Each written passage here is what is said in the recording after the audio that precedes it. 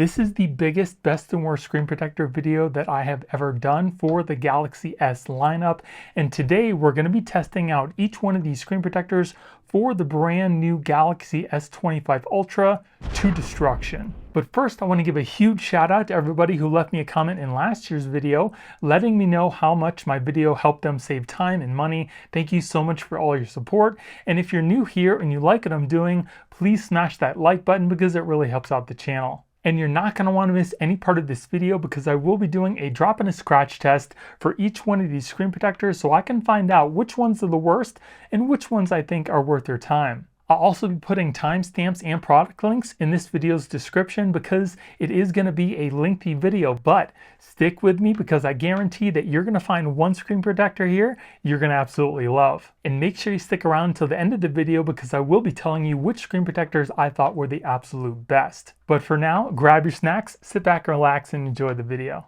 So before we begin, just a little disclosure. Before I do any tempered glass screen protector in this video, I will be thoroughly cleaning the screen with an alcohol wipe and then drying it off. And I suggest that you do the same for your installation, but I won't be showing that portion in the rest of this video. That's why I'm telling you up front. So now let's test out the TORRAS Glass Go X screen protector. It's supposed to be super easy to install. It's supposed to be shatterproof up to 12 feet. And it's supposed to work well with the fingerprint sensor and S Pen. So it looks like we get an installation guide with a screen protector. We get 2 installation packets, a user manual and a warranty card, a squeegee, and an extra screen protector. Take your screen protector with the guide, making sure that the top signifier here is going towards the camera on your phone. Just put this whole thing over the top of your phone, just like that. Then hold down with one hand on the guide very gently, and then we're going to pull out the tab with the other hand. We're going to wait 20 seconds for it to adhere to the screen. You can kind of see it moving up towards the middle. Then we're going to lift up on the screen protector.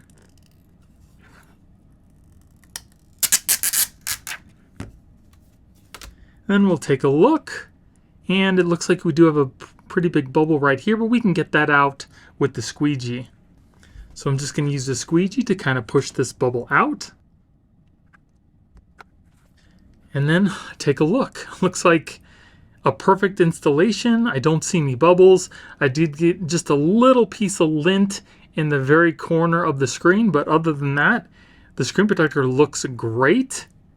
It does cover the camera on the front of the phone, and it comes almost to the edge of the phone as well, so it should be case compatible, but we are going to test that. So now here's a comparison of what the screen looks like versus what the phone screen looked like before we put the tempered glass screen protector on.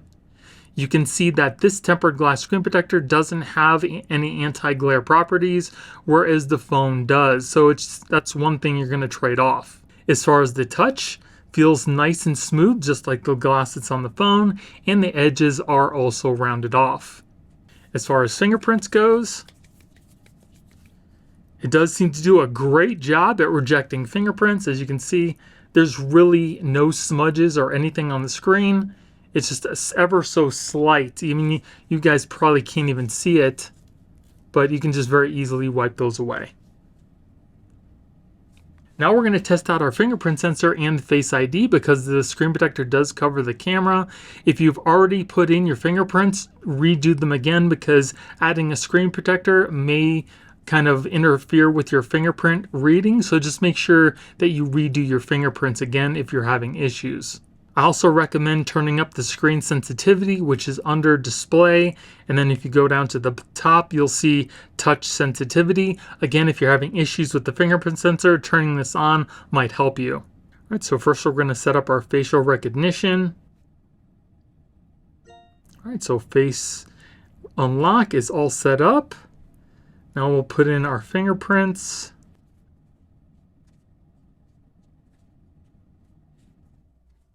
Fingerprints went in pretty easy, so we'll say done. And let's make sure that our face unlock is set up. Okay, so that is all done, so let's test it out. So first we're going to test out our facial recognition. Face ID is working perfectly fine, and I'll just show you that it is working by not looking into the camera.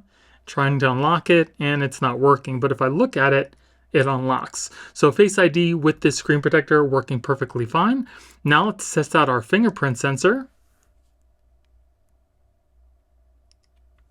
Working beautifully so far. Yep. One more time. Perfect. So Face ID and fingerprint sensor working beautifully so far. And if we take a look at the screen, you can see how nice and clear it is. And touch working perfectly fine. No issues there. Now let's take a look at our camera. Turn that around. And it looks nice and clear. No issues with the camera either. So now let's take a look at the screen as if we were looking at it through polarized sunglasses and see if there's a rainbow. So as you can see, if you're looking at the screen pretty much dead on, it looks really good. If we turn it to the side, we can see a little bit of a rainbow effect, not horrible at all. So if you're going to be wearing some polarized sunglasses while using this screen protector, you shouldn't have any issues. So now let's take a look at the edge of the glass to see if we can see any screen bleed. And I don't really see any. I think it looks pretty good. Yeah, I'm not seeing any screen bleed from this side. Let's check out the other side here. Again, well, there might be just a slight bit, but ever so slight, not even enough to really worry. So that's definitely a plus. Then let's test out our S Pen.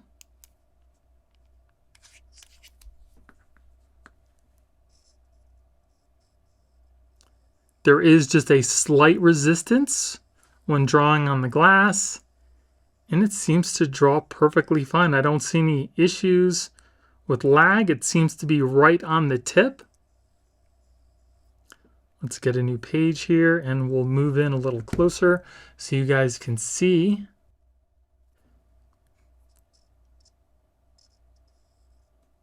can see that it's drawing right on the tip. Don't see any issues there.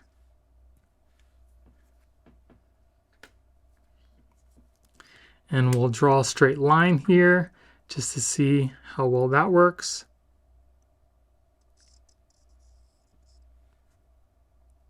I think that looks pretty good. My fingers were like, it's sliding a little bit on the screen because it's very slippery, but for the most part, I don't see any issues with drawing straight lines. It seems to work perfectly fine to me.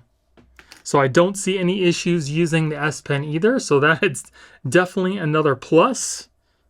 So now let's put it in our O stand case. See how well it fits. And we got some smudges on the screen. You can see they just very easily wipe away. And it looks like the screen protector fits this case perfectly. I mean, there is an ever so slight gap around the edges of the case. No lifting, no bubbles, and that's what I like to see. I don't like to see big gaps because that's just places for dirt and dust to collect, and it seems to fit this case just perfectly. And this is what the case looks like with the screen protector on it. We still get a little bit of a raised edge around the front of the phone too. So everything is working absolutely beautiful with this screen protector. Super excited for it so far, but now we need to test out the durability with the scratch and the drop test. So for this test, I'm going to be dropping a 2.4 ounce steel metal ball at a starting height of 2 feet. If the screen protector doesn't crack, we'll move it up foot by foot until it eventually does. And in an effort to bring you more accurate drop tests for the screen protectors, I've also installed a magnet just off the side of the tube, so when I drop the metal ball, it'll hit the screen protector, and then the magnet will kind of catch the ball to keep it from bouncing multiple times on the screen protector, possibly skewing the results. So here we go at 2 feet.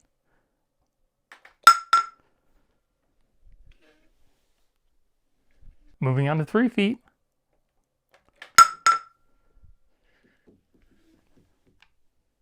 4 feet.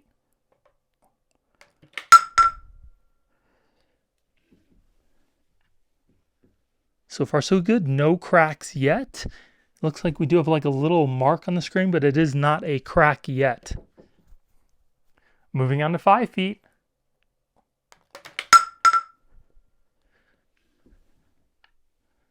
Still no crack. 6 feet. 6 feet. So this screen protector lasted up until a 6-foot drop, which I would say is pretty good considering how thin this glass is. Now let's move on to the scratch test. So regular tempered glass starts to scratch around a Mohs hardness number 6, so we're going to start off our test with a number 5.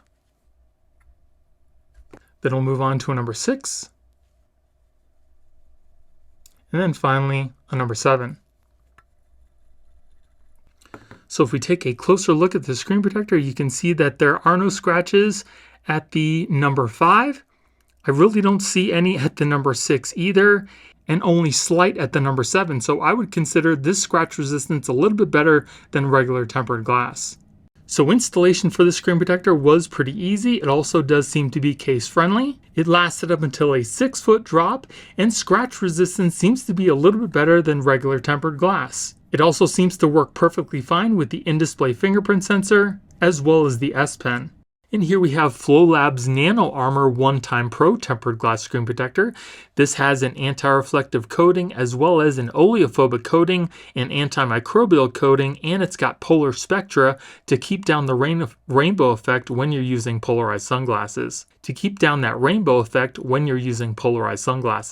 So we get one tempered glass screen protector, a squeegee, and some instructions with some installation tools and a little filter to test out the polar spectra. Then take your dust sticker. We're going to remove one side and then place the whole sticker over the phone just like this, and then push out the other side. So it covers pretty much the whole phone. Then get your installation guide with your screen protector ready, making sure that the top portion here that says attention is going towards the camera on your phone. We'll remove the dust sticker. Then take the whole guide and just press it over the top of your phone. Then hold down on the sides of the guide with one hand, and we're going to pull out the tab with the other. We'll wait 20 seconds. I don't know if you guys can see that it's adhering to the screen already. Then we'll slide our finger up the middle just to make sure. Then we'll remove the guide. And it does look like we have some bubbles at the top of the screen, which we should be able to get out with the squeegee. So I was able to get one of the bubbles out with the squeegee. The other two, I very carefully lifted up the screen protector just a little bit and then used the squeegee to get those out. And now we have a perfect installation. Now this is a full coverage screen protector, so it does cover your front camera. So we will be testing that as well. And it does look like there is a slight gap all the way around the phone for case compatibility. Now you guys can already see the anti-reflective properties of the screen. There's my studio light. It is super bright, and I'll put a comparison between the Galaxy S25 Ultra's original screen versus the FLOLAB so you guys can get a sense of how good the anti-reflective coating is on this screen protector. You can see each one of the rows of the individual LED, whereas a screen that does not have a anti-reflective coating is just totally kind of all blown out and super bright. I need to show you another video of what the anti-reflective coating actually looks like in real life. What we see here on this camera is a little bit blown out. You can see the lines of the LEDs from my studio light, but that's not what I see in real life. What I see in real life is actually much dimmer than what we see on the screen. So this is what I actually see in real life here. You can actually see the individual LEDs of the studio light, and it's less bright than what my Sony camera is actually picking up. So you can definitely see the screen a lot easier in real life versus what we actually see on the screen. And I'll actually get into my phone here so you guys can see it a little better. So you can see the screen a lot better from what I see in real life versus what the camera sees. And I'm also going to be putting up a side-by-side comparison of what I actually see on the S25's Ultra screen versus the FLOLAB. The edges of the screen are also rounded off. I don't see any more bubbles. I don't see any lifting. Installation was super easy. The edges of the glass are also rounded off. As far as the touch, super smooth, just like the glass that's on the phone itself. Very nice. And as far as fingerprints goes, it does also seem to keep down those smudges. You can see we just have some slight smudges on the screen that we can very easily just wipe away. Brand new. And let's test out our facial recognition. Face ID working perfectly fine, nice and quick. I'll do it again. Yeah, no issues there. You can see the screen is crystal clear. No issues with touch. And let's test out our front camera. Front camera looks super clear. No issues there. And let's test out what the polar spectra looks like. Now, like I mentioned before, the polar spectra keeps down the rainbow effect on the screen when you're looking at the screen through polarized sunglasses. And for me, that's huge because all of my sunglasses have polarization. And typically when I look at regular screens, you get this really horrible rainbow. So let's see what this screen looks like. And you can see pretty much any angle you move your phone, you do not see a rainbow. And that's what the polar spectra does. That is huge. Because every other tempered glass screen protector that I've ever tested has at least some sort of a rainbow effect. And this one doesn't seem to have any, no matter which angle you look at.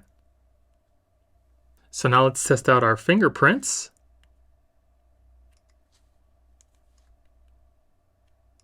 Fingerprints are super quick, working very well. Yeah, no issues with fingerprints. But if by some chance you are having issues with your fingerprints, all you need to do is re-register them after you install the screen protector. And I would also recommend turning up the screen sensitivity for your screen as well, and that should definitely help. So now just to show you how well it works, I'm going to re-register my fingerprints.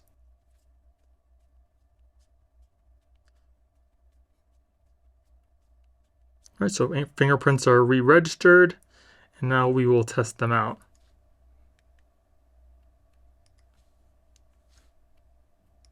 Still works super quick, and it seems to be really accurate. Perfect. So now let's take a look at the edge of the screen protector and see if there is any edge bleed. So we take a look at the side, you can see that there is a slight edge bleed. There and there. Just it's ever so slight, super small. And that's with every screen protector that I've tested so far. I've seen some sort of a screen bleed, but some people like me to test that. I really don't care about that very much because you're going to be looking at the phone screen like this. You're not going to be looking at it from the side, and that little bit of light bleed is not going to really interfere with your experience with your phone, and especially if you're going to be using a case, that's even more of a reason not to care about that. But if you're watching this video and you do care about that, let me know why you care about it, because I'm interested to know what everybody's opinion is on that. Then let's put it in our case.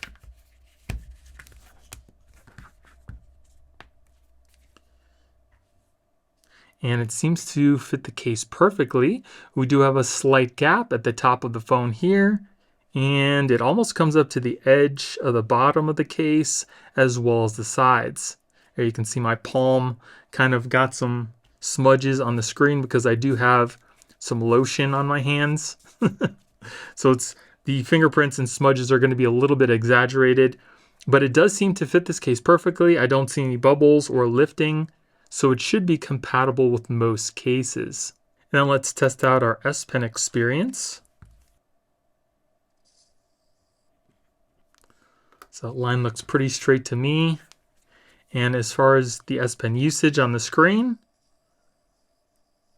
it's only got a little bit of resistance, not bad at all. And the S Pen is working perfectly fine with the screen protector. So I definitely think you'd have a good experience if you plan on using your S Pen with this tempered glass. So everything's looking great for the screen protector so far. Now let's move on to the scratch and the drop test. So for this test, we're going to be dropping a 2.4 ounce steel metal ball at a starting height of 2 feet. If the screen protector doesn't crack, we'll move it up foot by foot until it eventually does. So here we go at 2 feet.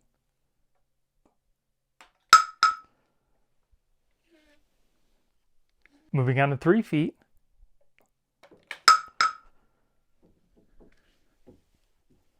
4 feet. 4 feet. So this screen protector lasted up until a 4-foot drop. Now let's move on to the scratch test. So regular tempered glass starts to scratch around a Mohs hardness number 6. So we're going to start off with the number 5.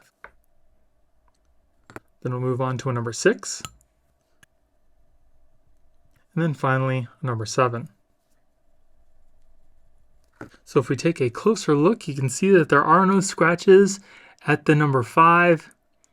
There are ever so slight at the number 6 and even at the number 7. So scratch resistance seems to be just a little bit better than regular tempered glass. Sorry about that. Yeah, you can barely see those scratches. So installation for the screen protector was super easy. It also does seem to be case friendly. The anti-reflective coating and the polar spectra rainbow coating seem to work beautifully, some of the best that I've seen out of all the screen protectors that I've tested so far. It lasted up until a 4-foot drop. Scratch resistance also seems to be a little bit better than regular tempered glass as well. It works fine with the in-display fingerprint sensor and the S Pen. And here we have the BENKS GlassWarrior clear screen protector that does not have an anti-reflective coating. So we get one screen protector with an easy installation guide and an installation packet with a dust sticker. Take your installation guide with the screen protector, making sure that the top signifier is going towards the camera on the phone, and just place this over the top of your phone, press it into place. Then hold down on the sides of the guide with one hand, and we're going to very carefully pull out the number 1 tab at the bottom here. Then pull out the number 2. We're going to press right at the bottom here and wait for the screen to adhere to your phone. Then we'll remove the guide and we'll take a look at our screen. Screen looks pretty good. I do have some bubbles at the bottom here, which I'll just push out with my finger.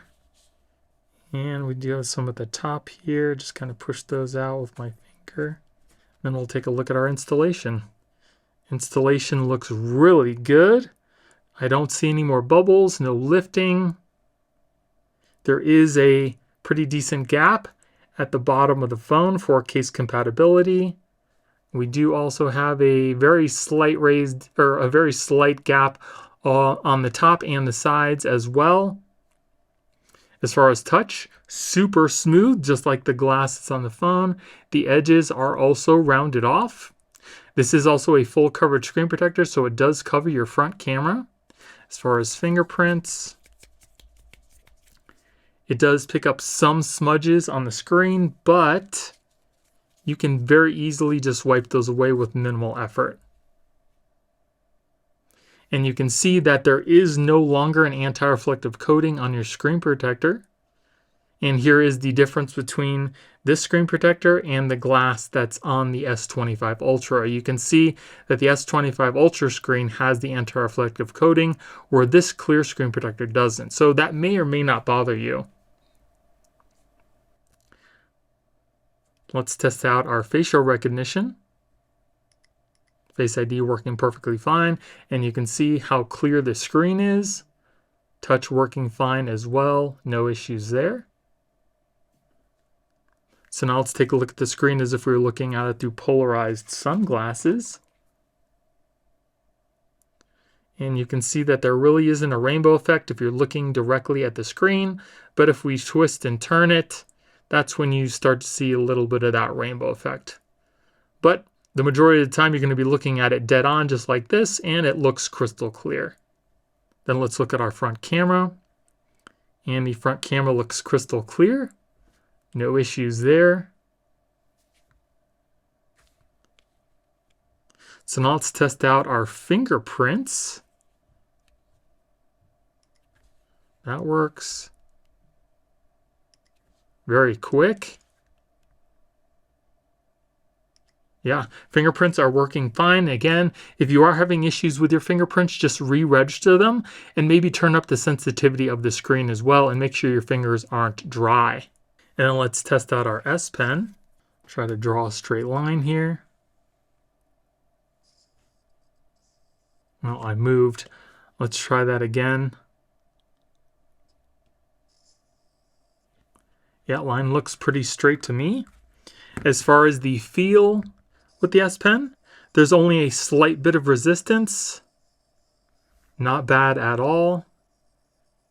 And the S Pen seems to be working perfectly fine with this screen protector. And let's also take a look at the side of the screen to see if there's any screen bleed. And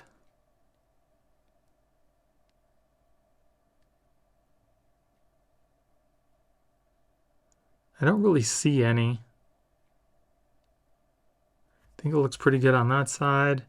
On this side, I don't really see any screen bleed either. So that's definitely a plus again for the screen protector. Then let's put our phone inside of a case. So I don't see any lifting. I don't see any bubbles. It seems to fit the case perfectly. At the bottom here, again, we still do have a pretty good gap on the edges. It seems to almost come up to the edges of the case, and there's a slight gap at the top of the screen as well. And in case you're wondering, this is the BENKS Lucid Armor case. So it should be compatible with most cases. So everything's looking great for the screen protector so far. Now let's move on to the scratch and the drop test. So for this test, we're going to be dropping a 2.4 ounce steel metal ball at a starting height of 2 feet. If the screen protector doesn't crack, we'll move it up foot by foot until it eventually does. So here we go at 2 feet.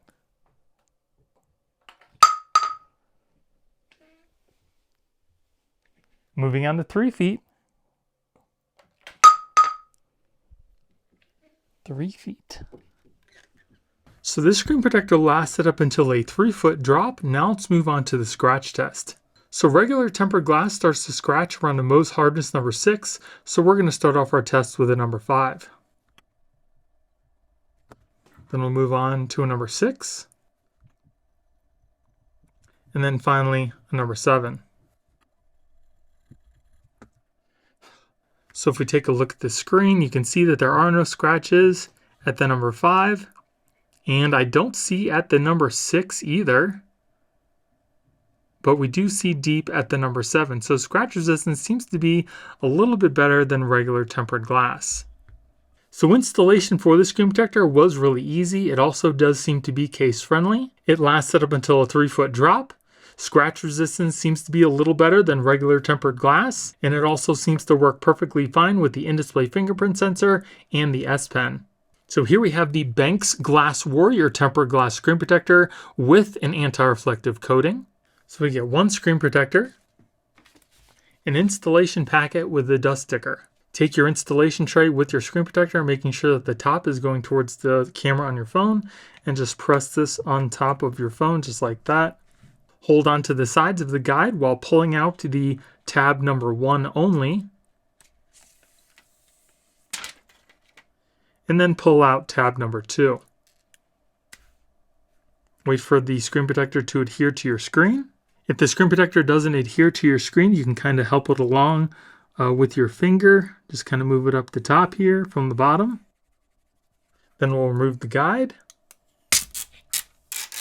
And we'll take a look at our screen. So we do have some bubbles kind of in the corners here and on the bottom of the screen protector. We could just push those out with our finger, and we'll take another look. So I was able to get those bubbles out by pushing them with my finger. Screen looks really good, no bubbles, no lifting. And if we take a closer look at the screen, you can see the anti-reflective coating kind of dull down those lights. And here's a little comparison between the S25 Ultra's regular screen versus the BENKS anti-reflective screen.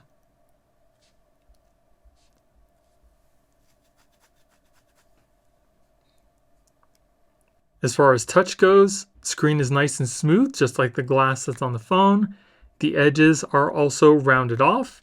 As far as fingerprints goes, it does pick up some fingerprints on the screen, but because of that oleophobic coating, you can very easily just wipe those away. This is also a full coverage screen protector, so it does cover your front camera. We'll test that out in just a second. Facial recognition working perfectly fine. And again, we'll look at that screen. So the front camera looks perfectly clear to me. I don't see any issues with it covering your front screen. I don't see any issues with it covering your front camera. And you can also see that the screen is crystal clear.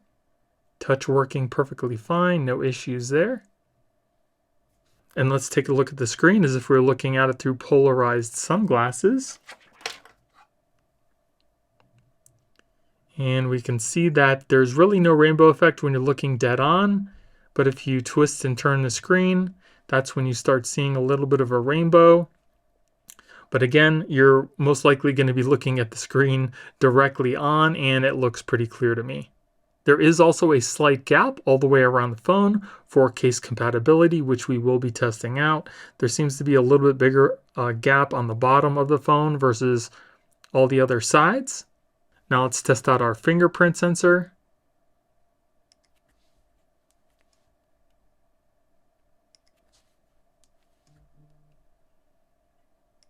Seems to be working perfectly fine, very quick and accurate.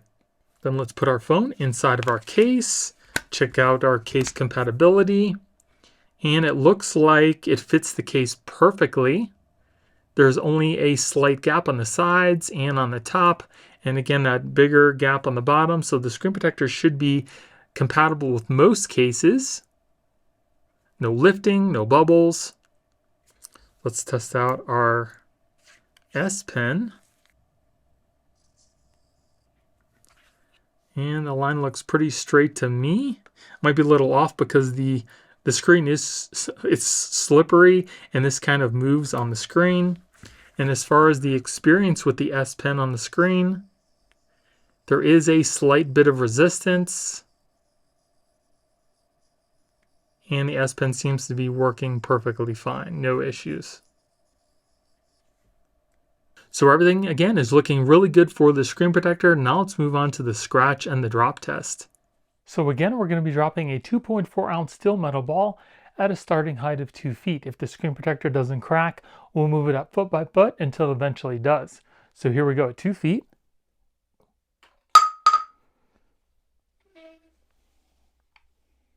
Moving on to 3 feet.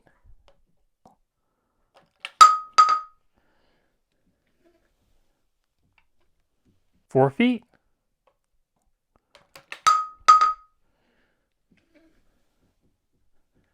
5 feet. 5 feet. So this screen protector lasted up until a 5-foot drop. Now let's move on to the scratch test. So regular tempered glass starts to scratch around a Mohs hardness number 6. So we're going to start off our test with the number 5. Then we'll move on to a number 6. And then finally a number 7. So if we take a closer look, you can see that there are no scratches at the number 5, none at the number 6, and ever so slight, maybe medium at the number 7. So scratch resistance again seems to be a little bit better than regular tempered glass. So installation for the screen protector was pretty easy. It also does seem to be case friendly. It lasted up until a 5-foot drop. Scratch resistance seems to be a little better than regular tempered glass. It seemed to work really well with the in-display fingerprint sensor as well as the S Pen. And then here we have AMFILM's clear tempered glass screen protector. So we get 2 tempered glass screen protectors with guides, 2 rear camera protectors, 2 installation packets, and an installation manual with some dust stickers. Then remove any dust with the dust sticker. So you're going to take your installation guide. We're going to peel off the bottom layer here, just like that. Then place this whole thing over your phone with the top signifier going towards the camera on your phone. Then we're going to run our finger down the middle, and the screen protector should adhere to the screen as you just saw. Then once that's done, we're going to lift up on the guide, and then we'll take a look at our screen here. And it does look like, of course, I got a piece of lint or something underneath the screen in the middle, and a little dot there. And there's a bubble on the side here that I can easily push out. So I'm going to try to get this little piece of lint out first. All right, so I was able to get out that little piece of lint by very carefully lifting up the screen and using a dust sticker. I do have this one little piece of dust in the corner here, not a huge issue, so I just left it, and there are no bubbles or any lifting anywhere else on the screen, so that's definitely a plus. We do have a slight gap all the way around the phone for case compatibility, which we will be testing out as well. The edges are also rounded off. As far as the touch, feels nice and smooth, just like the glass that's on the phone. And as far as fingerprints, you can see that it does pick up some fingerprint smudges on the screen, but because it's so smooth, you can just very easily wipe those away with minimal effort. Now, one thing to note about this screen protector is it does not have any anti-reflective coating, so you will lose the anti-reflective properties of the phone. Now, we do have a cutout for our camera, so it's not going to interfere with our facial recognition or our selfies, but let's test out our fingerprints.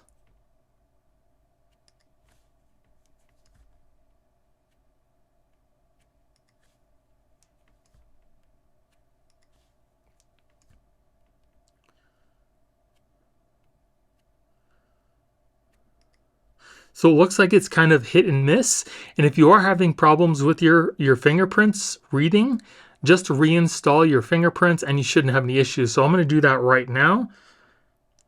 We're going to re-input my fingerprints and we'll see if it has any effect on the screen.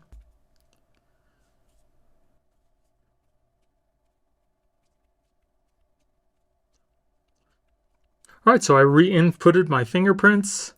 So I re-registered my fingerprints, and now let's test them out again. Pretty quick. Very nice. Yeah, super quick now. Yeah, so no issues with fingerprints. Like I mentioned before, if you do have problems with your fingerprints being read, just re-register them, and you shouldn't have any issues. Also, I would recommend turning up the sensitivity of the display as well, and that should work.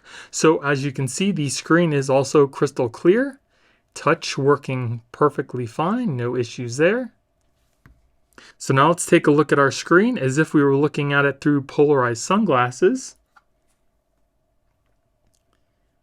And you can see that looking at the screen dead on, it's crystal clear, but if you start to look at the phone from the side, you do get a slight rainbow effect. Not horrible, because when you're looking at the screen dead on, there's no rainbow, which is great, because a lot of screen protectors out there have a really bad rainbow effect, and this one seems to be pretty good. So now let's test how well the S Pen works with our screen. And I'll attempt to draw a straight line here.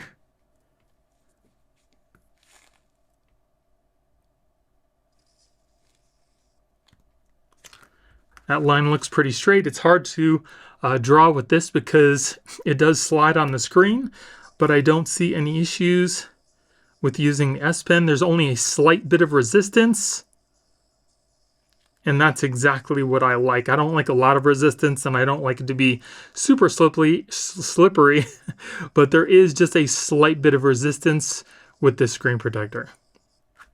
Then let's install our rear camera protectors. Then take your rear camera protector. We're going to peel off the backing and then just line this up with the cameras on the back of your phone, and you'll press it into place when it kind of falls into place here over your camera lenses.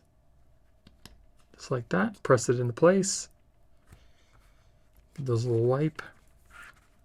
And there you go. Now the only thing with this protector is you're only going to be able to use cases that don't have a precise cutout for your lenses. Like this case, how it's got a nice big cutout for your camera lenses. This should fit perfectly inside this case. But let's test out our case fit. That seems to fit pretty well. I'll have to wipe off all the smudges on my screen from my palm and my fingerprints. I do have some lotion on my hand, which is kind of exaggerating the fingerprints a little bit, just to give you full disclosure. So it does seem to fit the case perfectly. We do have a slight gap on the bottom and the top, and it pretty much comes right up to the edges of the case itself, but there's no lifting, no bubbles. And for me, the least amount of gap that I have, the better, because that's just places for dust and dirt to collect. And if we take a look at the back here, same thing with the camera protector, seems to fit perfectly inside this case. You can see there's really no gap at all. It just fits perfectly right in there. So again, just make sure your case has a large cutout for the cameras if you want to use this rear camera protector. But it seems to fit great. And let's test out our rear cameras to see what that looks like.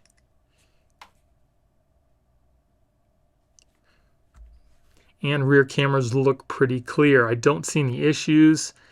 The macro camera works perfectly fine, nice and clear. So you shouldn't have any issues using this camera protector.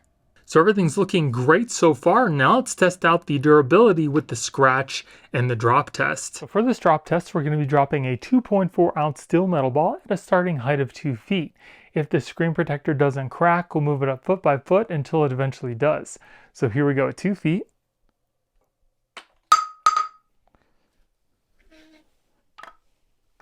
Moving on to 3 feet.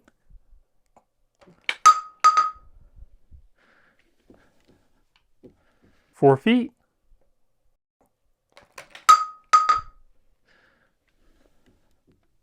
5 feet.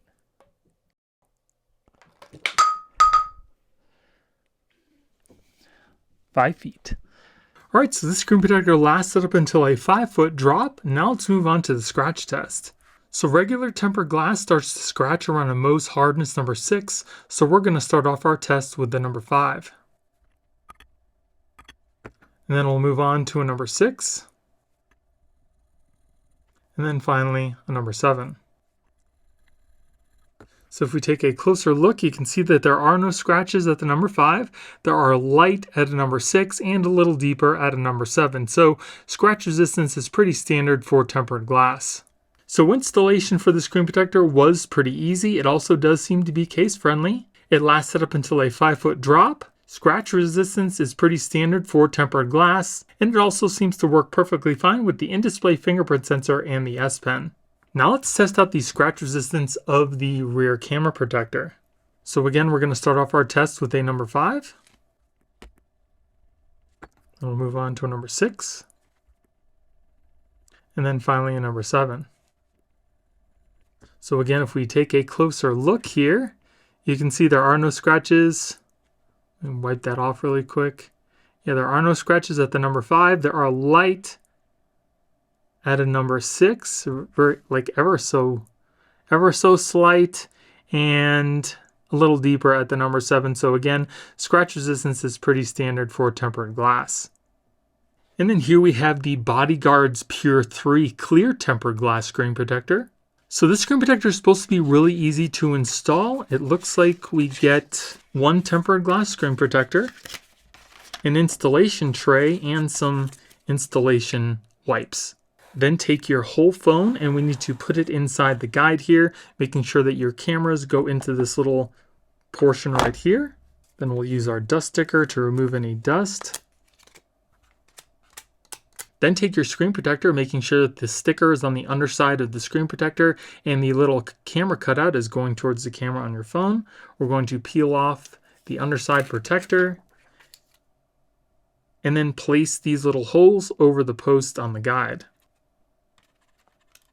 Try not to let the screen protector touch the screen on your phone yet. So it should look like that. And then just run your finger down the middle of the screen protector just like this. And wait a couple seconds for it to adhere to your screen. And then once that's done, we can peel up the top protector. Then we can push out our screen protector from the back hole here. And we'll take a look. So it looks like we do have a little bubble in the corner here that I can just use my finger to push out. That came out really easily. Then just use the wipe to kind of push down the edges and wipe off the phone screen. And that looks like a pretty good installation. I don't see any bubbles, no lifting. We do again have a cutout for our camera, and it looks like we leave a slight edge all the way around the phone for case compatibility.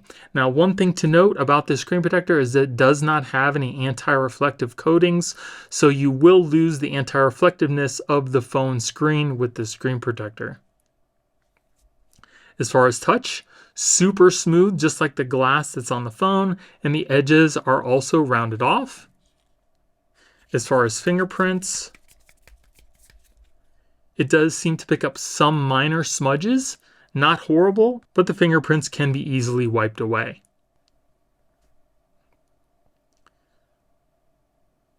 Now let's test out our S Pen. So S Pen seems to work really well on the screen. There's only a very slight resistance, kind of like the screen on the phone, which is definitely a plus for me. I don't like a lot of resistance when I'm drawing just a little bit, so that's working perfectly fine. No issues with our S Pen. And then we'll test out our fingerprints.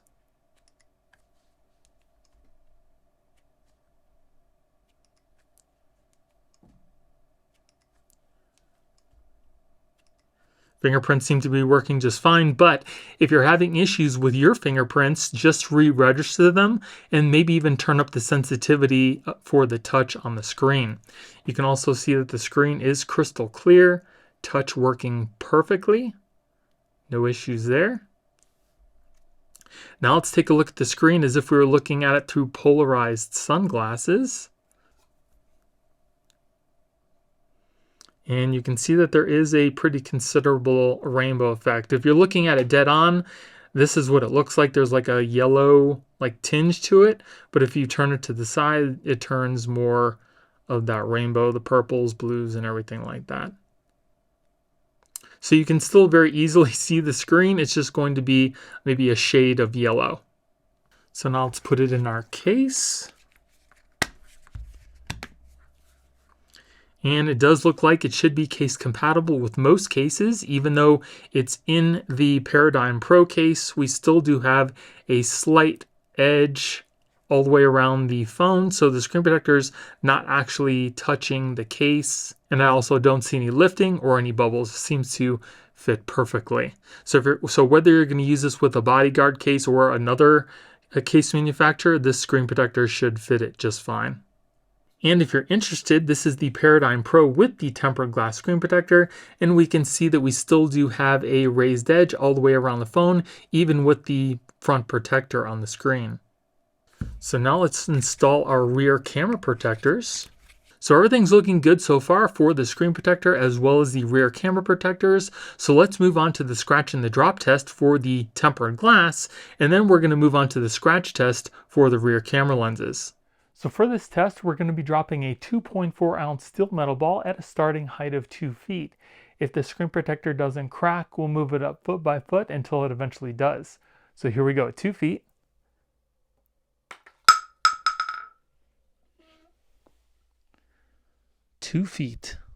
So this screen protector lasted up until a 2-foot drop, but the interesting thing is, instead of the screen protector just spidering like most of the screen protectors do that I test, this one only seems to have a very local crack, and it's very small. You can see it's kind of like a pinpoint on the screen. So if you don't want to replace your screen right away and you just want to hold onto the screen protector, it's only going to be a very small area that actually gets damaged, instead of, you know, like I mentioned before, the whole screen just having a whole bunch of different cracks on it. So that's definitely a plus in my book. But let's move on to the scratch test. So regular tempered glass starts to scratch at a Mohs hardness number 6, so we're going to start off our test with the number 5. Then we'll move on to a number 6, and then finally a number 7. So if we take a closer look, you can see that there are no scratches at the number 5, there are slight at a number 6, and just a little bit deeper at the number 7. So scratch resistance is pretty standard for tempered glass. So installation for the screen protector was great. As we saw, there was only that one slight little bubble on the side that I very easily pushed out with my finger. It also does seem to be case friendly. It works perfectly with the in-display fingerprint sensor and your S Pen. It lasted up until a 2-foot drop, and scratch resistance is standard for tempered glass. Now let's do our scratch test for our rear camera protectors. So again, we're going to start off our test with a number 5. Then we'll move on to a number 6. And then our number 7. And if we take a closer look, again, you can see that there are no scratches at the number 5. It also doesn't look like there's any scratches at the number 6. So that is pretty interesting, but we do see slight scratches at the number 7. So scratch resistant for the rear camera protectors seem to be better than regular tempered glass. And that could be because Bodyguardz says that this is ceramic glass. And if you want to take off your rear camera protectors, you can just simply use this guide with this little edge right here.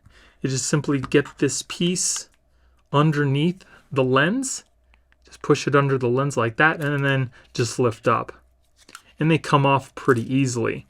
But they don't look like they would just come off the phone unless you really wanted to with this little uninstallation guide. And here we have the WHITESTONE Dome UV Gen Film. So here we get 2 film screen protectors, a UV LED light, 2 installation packets, and a squeegee and an installation guide. Now the first thing you want to do is to plug in your UV light to make sure it works, and it uses USB Type-C, so you can use any power bank or a wall adapter for your phone to test it out. Just plug it in and push the button in one time and it should turn on.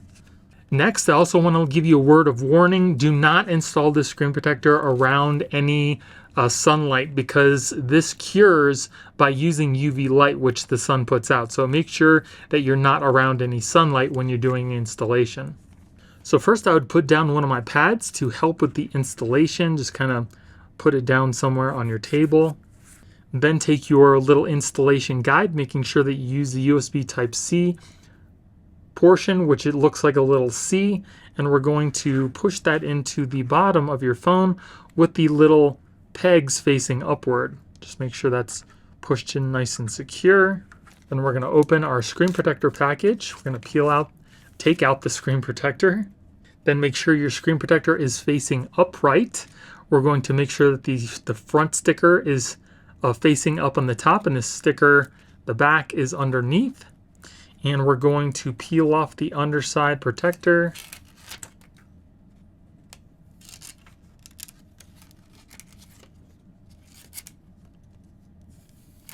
Then place the holes of the screen protector on the posts on the guide.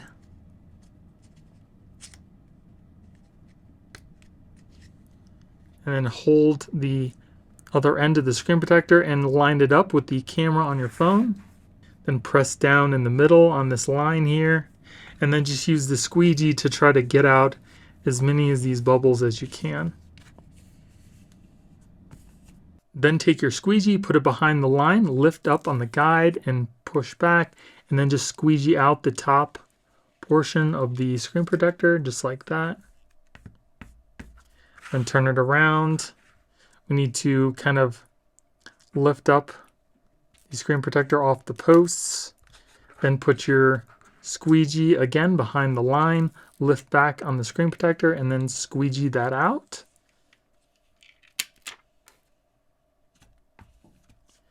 And then try to remove any bubbles you might see. We did get a little piece of dust underneath our screen protector, but that's okay. Then you can remove the bottom guide and then peel off the front protector. So So I do see a little line in the middle of the screen as well as a little bubble on the top. So I'm going to very gently try to remove those. And for the line in the middle, I would just gently kind of wipe out with the edge of your squeegee. Looks pretty good. So like I said, we did get a little piece of dust over here and kind of in the top here, but we're going to continue with the installation. Then you're going to take your UV light and we're going to cure the top, bottom, and middle of the screen for 60 seconds. So just take your UV light, put it at the top, and then double press the little button here, and it'll automatically count down 60 seconds. Then do the same thing for the middle again. Another 60 seconds. And then at the bottom. All right, so now that that's done, let's take a look at our protector.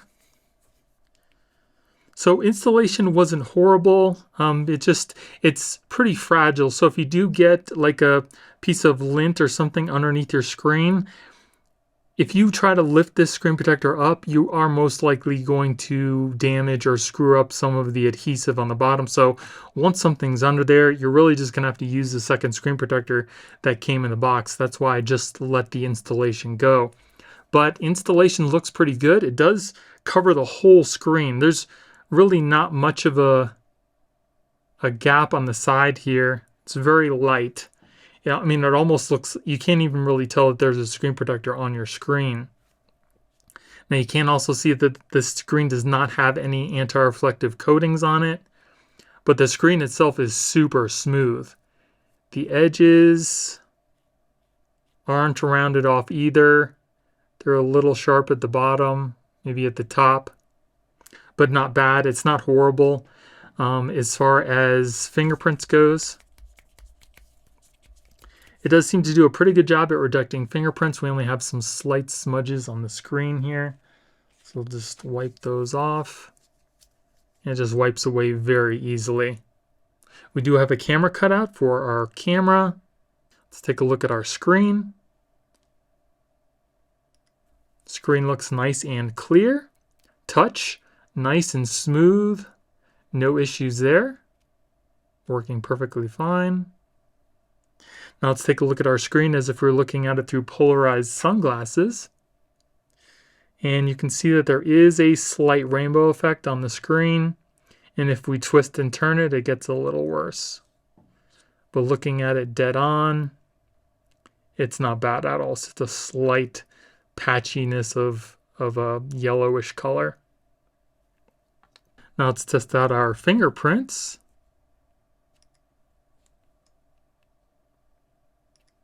Fingerprints seem to be working just fine. Yeah.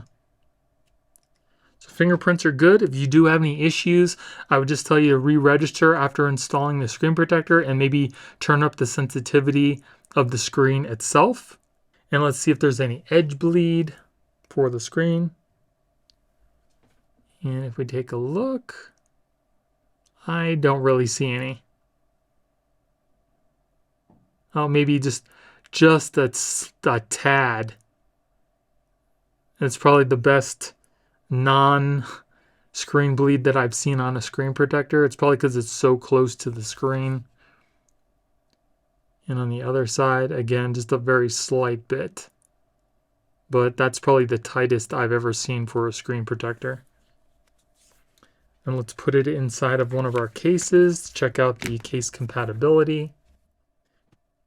And it looks like it comes right up, like you almost can't even tell if there's a screen protector on there. It comes right up to the edge of the case itself. But I don't see any lifting.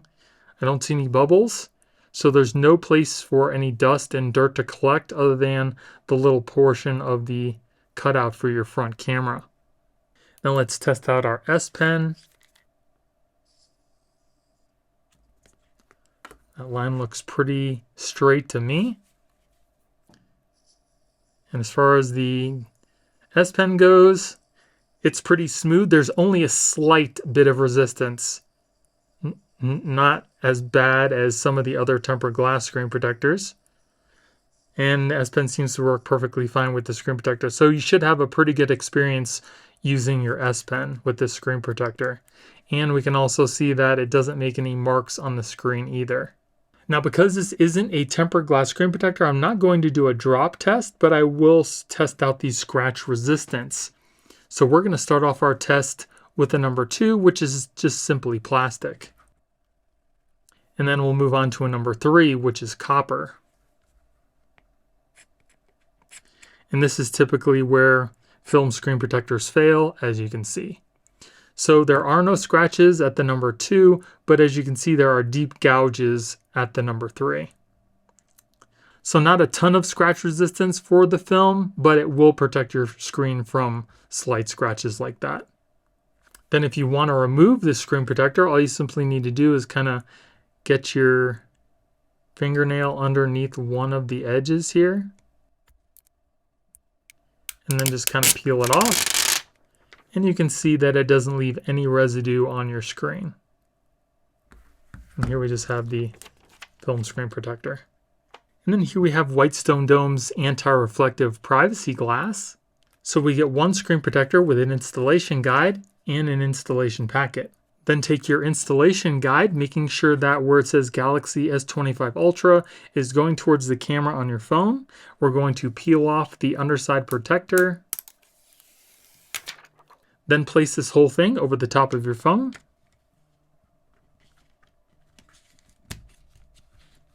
Then press your finger across the middle and up the middle. Then hold on to the guide, and we're going to remove the sticker from the bottom here. All right, so that didn't work. So now let's just try to maybe lift it off your screen. Just like that. Okay, that works. And if we take a look at the screen here, we do have some bubbles, like one right there and one down at the bottom. I think this one here, I might have to end up lifting up the screen protector a little bit. And this one I might be able to press out with my finger. All right, so I was able to get those bubbles out by just using a squeegee. You can see the properties of the anti-glare are really strong. I mean, it dulls down my studio lights a lot. And here I'll put a side-by-side comparison of what the original S25 Ultra screen looks like versus the AR privacy screen that WHITESTONE Dome makes. It's pretty significant. We also do have a portion of the camera that does not have any of the privacy film, so you shouldn't have any issues with the facial recognition or your pictures, but we'll test that out. There is also a slight gap all the way around the screen for case compatibility. As far as the touch, super smooth, just like the glass that's on the phone. The edges are also rounded off. And for fingerprints, it does pick up some fingerprints on the screen. I don't know if you guys can see on the screen there, but you should be able to just easily wipe those away with minimal effort. I barely put any pressure on the screen to get those away, so that worked out well. Now let's take a look at our screen. We'll test out our facial recognition. Face ID working perfectly fine. And as you can see, the screen is crystal clear. Now, because this is a privacy screen, you will need to go into your brightness and turn that up. I turned it up all the way, so this is what it looks like all the way up. And that's with pretty much any privacy screen protector you're going to be using. You will need to use that. But you can see the screen is nice and clean. It's clear. Touch working perfectly fine. And if we turn the screen to the left and to the right, everything disappears on your screen. But will it work up and down? No. It only works side to side. That's pretty cool. So now let's look at our front camera. Front camera looks nice and clear as well. So no issues with selfies, again, or your face recognition. So now let's look at our screen as if we're looking at it through polarized sunglasses. And that looks super clear. But if you turn it it kind of gets a little rainbow effect and then disappears. But if you're looking at it dead on, I don't see any rainbow effect. So now let's test out our fingerprints.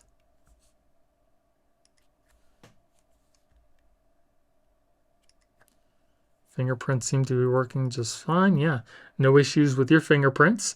Now let's take a look at the screen to see if there's any bleed from the edges. This should be pretty easy to see because of the blackout. And you can see some of the edge there. If we can get this to focus in the white of the edge, I'm moving up and down. It's just ever so slight, but it is there. And if we take a look at the other side here, you can see it slightly on that side. It doesn't seem as bad on this side, but you can still see it just a little bit. So now let's put our phone inside of our case.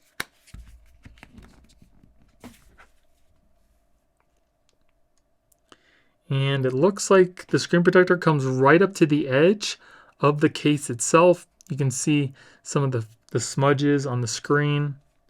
Just try to wipe those away.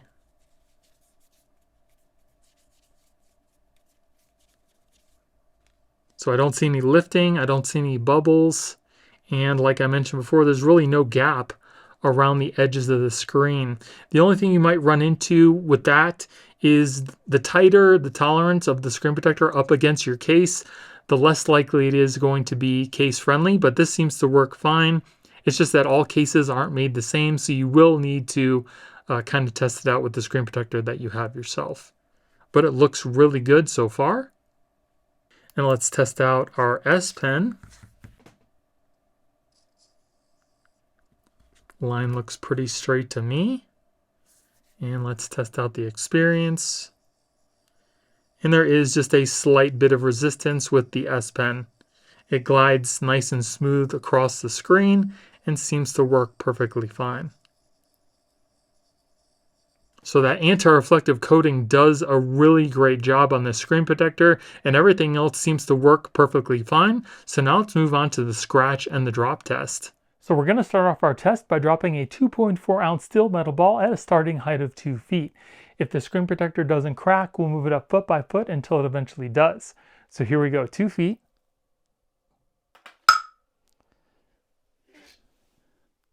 2 feet. So this screen protector lasted up until a 2-foot drop. Now let's move on to the scratch test. Regular tempered glass starts to scratch around the Mohs hardness number 6, so we're going to start off our test with the number 5.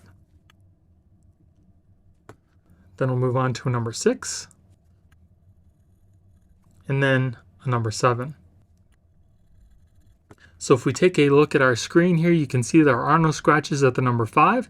There are slight at a number 6 and deeper at a number 7. So scratch resistance is pretty standard for tempered glass.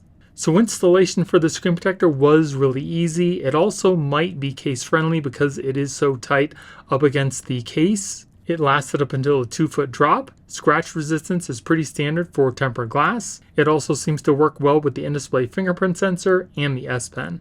Then here we have WHITESTONE Dome's BLC Glass. This tempered glass has a anti-reflective coating as well as a blue light filter. So we get one tempered glass screen protector with an installation guide and some wipes. Then take your installation guide with your screen protector in it, making sure that where it says Galaxy S25 Ultra is going towards the camera on your phone. And we're going to peel off this protector from the inside screen, just like that. Then place this whole thing over the top of your phone. Then we're going to slide our finger across the middle here and up from the bottom. We'll wait 30 seconds, then hold down on the guide, and we're going to peel up the sticker here. Seems to be on there pretty good, so this might be a problem. Yeah, so that just peeled right off. So we're just gonna have to like lift the guide up off the phone. And then we'll take a look. So it does look like we have a big bubble right here, one right here, and one at the bottom. So I'm gonna try to push this out with my finger, but I might have to lift up the glass very carefully to get rid of the one kind of in the middle there. Alright, so I was able to push out that one big bubble in the side there with my finger, and as well in the bottom I did use a little squeegee to kind of try to get the one out in the middle, and it seems to be perfect now. So I don't see any bubbles, no lifting. This is also a full coverage screen protector, so it does cover your front camera. There is also a slight gap all the way around the phone for case compatibility, but it's not much. As far as touch, feels nice and smooth, just like the glass that's on the phone. The edges are also rounded off. And if we take a look at our studio lights here, you can see how much it reduces the glare from those lights. I'll also put up a side-by-side comparison between the Galaxy S25 Ultra's original screen and the WHITESTONE Dome, so you guys can see the difference. Now, as far as fingerprints goes, it does seem to pick up some smudges, but really not that bad. And I also do have some lotion on my hand because it's very dry here in Colorado. But you can see that it doesn't really show very much smudge. And we can just wipe those away with just a little bit of effort because, again, I do have some lotion on my hands. But as you can see, they wipe away very cleanly. So now let's see how well our face unlock works. Face unlock works very quickly, no issues there. You can see that the screen is nice and clear. Touch working beautifully, no issues there. Now let's take a look at our front camera. Front camera looks nice and clear. I don't see any issues there either. It looks nice and clean. And then let's take a look at the screen as if we were looking at it through polarized sunglasses. See if there's any rainbow effect. And as you can see, there is a very significant rainbow effect. You can see that the screen's almost all yellow, and that's looking at the screen pretty much dead on. If we start to turn it, you can see that it changes colors. Now, if you're looking at the screen angled like this, it looks perfect. But if you're looking at it kind of dead on at your face, this is probably what you're going to be looking at. So that's probably due to the anti-reflective coating and the blue light filter. And then let's test out our fingerprints. Fingerprints seem to be working pretty good. Yeah, fingerprints are working. If you do have issues with the fingerprints, just re-register them after you install the screen protector, and also make sure that the touch sensitivity is turned up on your screen, and you shouldn't have any issues. Now let's take a look at the edges of the screen to see if there's any screen bleed. And you can see there is a slight bit. Again, it's not horrible, it's just a very slight little bit of bleed from the screen on that side, and this side seems to be a little bit of the same, maybe a little less, but it's still there. But to me, that's not a huge issue because, again, you're going to be looking at your screen like we are here. You're not going to be seeing the sides, and especially if you're using a case, then you really don't have to worry about that. So let's put it in our case, see how that fits. And if we take a look at the screen, it looks like there is a slight gap on the bottom and on the top of the case, but it comes pretty much right up to the edge of the case itself. I don't see any lifting, any bubbles. So it should be compatible with most cases, but not all cases are made the same, so you're just going to have to try out the one that you have, but it seems to fit this case, and this is the SPIGEN Rugged Armor case. Now you can see that there are more smudges on the screen, and that's from my palms. That's where the main portion of the lotion is. So it'll take a little bit more to get those out, but not too bad. And now let's test out our S Pen. And looks like a pretty straight line to me. Let's see how the S Pen feels. There is a little bit of resistance, but the S Pen seems to be working just fine, and it's pretty smooth on the screen. So again, just a little bit of resistance, not bad at all. I think it makes for a better writing experience anyway. So everything's looking pretty good for the screen protector so far. Now let's move on to the scratch and the drop test. But before we do that, I kind of want to show you how the blue light filter works on the screen. So here I have a blue light filter reactive card. I'm going to shine the blue light against the card and you'll see that it will react. It'll kind of turn like a dark purple. There, as you can see. Now, when I put this underneath the screen protector and I do the same thing, it should not be as drastic as what we just saw, or it might not even react at all if the blue light filter is really strong. So here we have my blue light card that has not reacted to blue light yet. We'll put the screen protector over the blue light filter and I'll shine the blue light on the screen.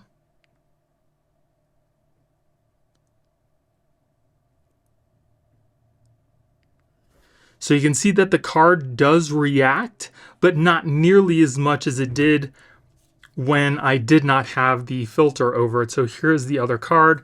I'll shine the blue light again just to show you how fast it reacts. And you can see how much darker that was versus this one. So I'll do this one again, and you'll see that it does cut out that blue light.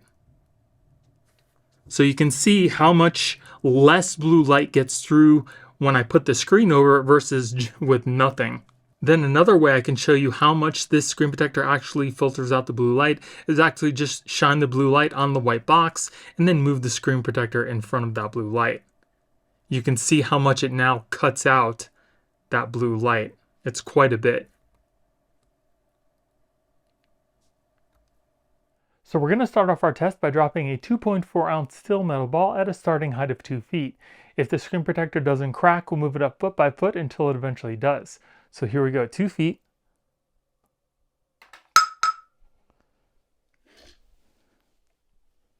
Moving on to 3 feet.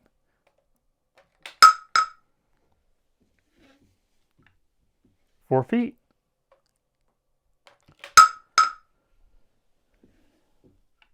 5 feet. 5 feet. So this screen protector lasted up until a 5-foot drop, not too bad. Now let's move on to the scratch test. So regular tempered glass starts to scratch around a Mohs hardness number 6, so we're going to start off our test with the number 5. And we'll move on to a number 6. And then finally a number 7. So if we take a closer look, you can see there are no scratches at the number 5. There are slight at a number 6 and just a little bit deeper at the number 7. So scratch resistance for the screen protector is pretty standard for tempered glass. So installation for the screen protector was really easy. It also does seem to be case friendly. The blue light filter seems to do a pretty good job at blocking out blue light. And it seems like the anti-reflective coating is pretty comparable to the one that's on the S25 Ultra's screen. It lasted up until a 5-foot drop. Scratch resistance seems to be pretty standard for tempered glass. It also seems to work well with the in-display fingerprint sensor and the S Pen. And then here we have WHITESTONE Dome's Premium Dome Glass screen protector that does use liquid adhesive. Now I said before that there was a good reason why you would still want to use liquid adhesive for your phone screen, and that's if you have any maybe minor scratches, maybe a minor crack on your screen. From what I've seen in my testing, if you use the liquid adhesive screen protector on your phone, it will mask that little scratch or maybe that small crack. So you won't really see it and it'll look like there's nothing wrong with your screen. Last year I got my iPhone 15 Pro Max and almost immediately I got a scratch on my screen that I could not unsee. It was driving me crazy. And when I got to testing the Premium Dome Glass with the liquid adhesive screen protector on the phone, it actually filled in and covered up that scratch so I no longer saw it. So if you want a quick and easy way to kind of protect your phone screen as well as kind of mask that scratch, I would definitely recommend the WHITESTONE Dome Premium Dome Glass. So we get 3 vials of liquid adhesive, we get your UV light, we get an installation jig, we get an installation packet. This little rubber piece here will go over where your fingerprint sensor is to kind of put pressure on the screen, making the screen protector work better with the in-display fingerprint sensor. We get some instructions, we get some stickers, and we get 2 tempered glass screen protectors. So the very first thing we need to do is to make sure that our little LED light does work. So just connect it to a phone adapter or a power bank. It uses USB Type-C, and then just hit this little button on the side and it should light up. If it does, you're good to go. Next, we need to cover all the buttons and the cutouts on our phone with the black pieces of tape that come included with the kit. I would also remove my S Pen. So your phone should look like this when you're done. You can see that the 5G antenna is covered, the bottom ports are covered, our buttons on the side are covered, and our mics on the top are covered as well. Then we need to take our jig. You're going to find this little plastic piece in there as well, and we need to insert that into the top here. Just make sure that this little portion here goes into the top part, and then it should clip into place, just like that. Then take this little black piece here. We just need to make sure that it freely moves in and out of this little slot. So that works well. Then we're going to take our little absorbing sponges. We're going to put that in the sides underneath these little holders. There's slots made specifically for these pieces. Put those on each side. So there are the 2 sides. And another one goes at the bottom as well.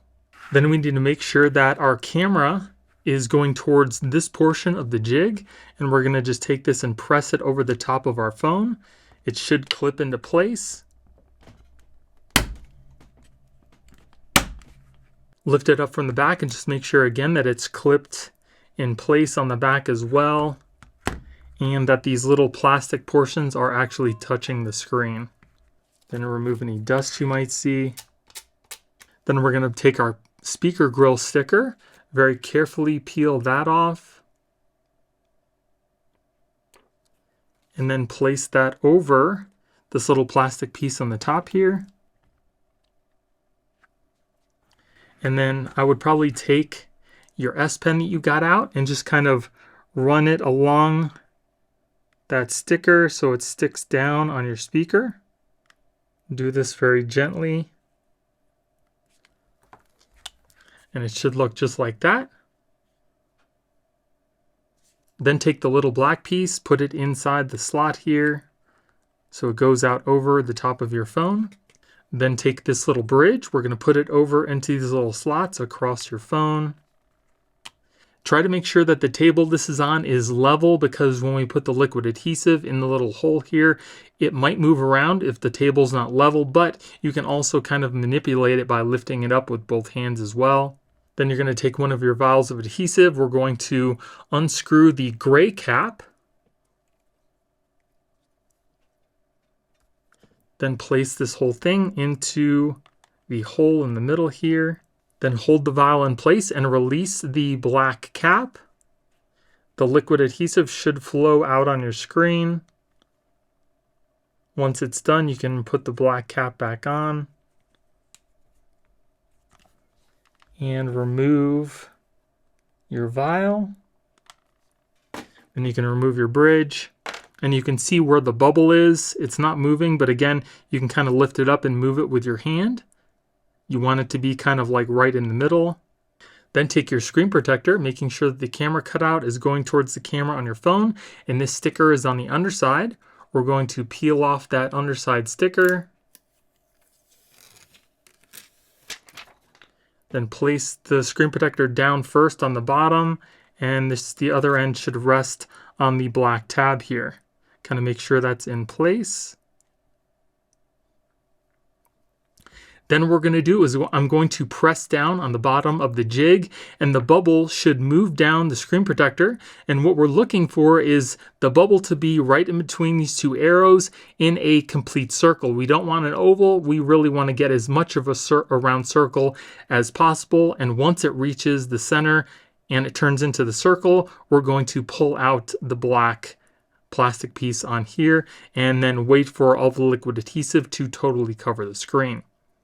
You can also kind of lift this up with 2 hands as well in case your table is not level, but as you can see, the bubble is touching the screen now. We're getting towards the center. And we'll release the black tab. And as you can see, all the liquid adhesive now is flowing out over the screen. So now we just need to wait until it totally covers the screen. Do not press on the screen at all. Just simply wait until every part of the screen has liquid adhesive on it. You can also get your little rubber piece ready because we're going to use this next. Now, once you see the liquid adhesive has reached every part and corner of your screen, we're going to take our little rubber pad here and we're going to put it over where your fingerprint is supposed to be and then wait 30 seconds. So now we'll wait 30 seconds, then remove the rubber pad. Then we're going to do our first curing for 15 seconds. We're going to start down at the bottom. All you do is press the button one time. It'll automatically count down. Then we'll move it to the middle. Do the same thing, press the button in once. And then move it to the top and do the same thing. Press the button in one time. Now we're going to remove our phone from the jig. I would press down on the bottom of the phone to try to get the phone out and not the top.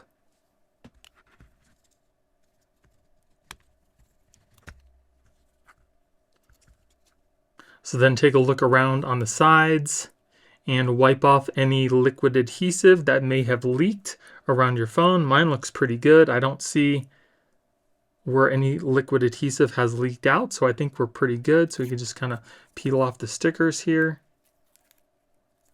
I do see just a little bit at the top here, so we'll take our alcohol wipe and just very carefully run it across the top.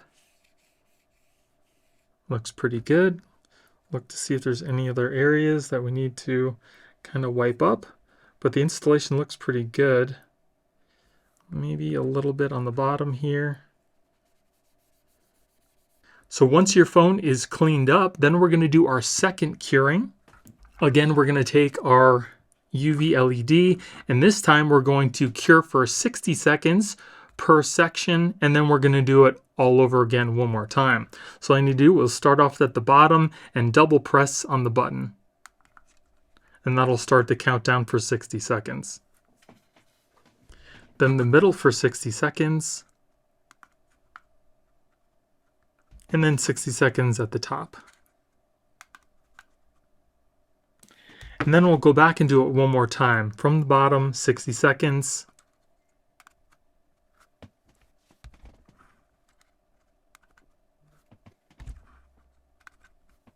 All right, and then once that's done, we can take a look at our phone.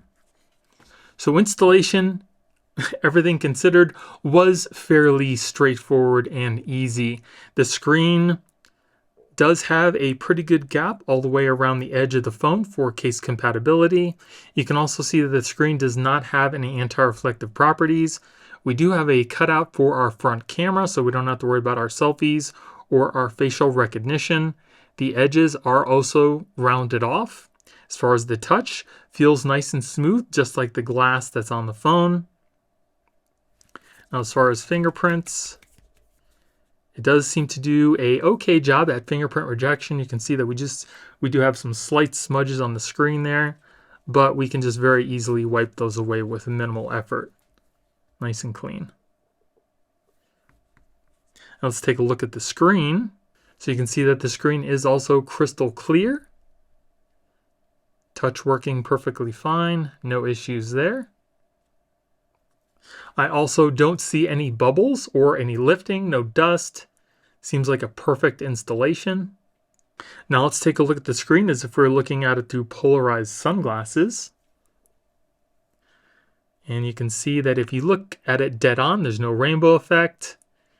And if we twist and turn it, there is a little bit of a rainbow. I mean, you're really not going to be looking at your phone from this angle, but it does seem to do a pretty good job at keeping that rainbow down for the most part. Now let's test out our fingerprint, the most important thing.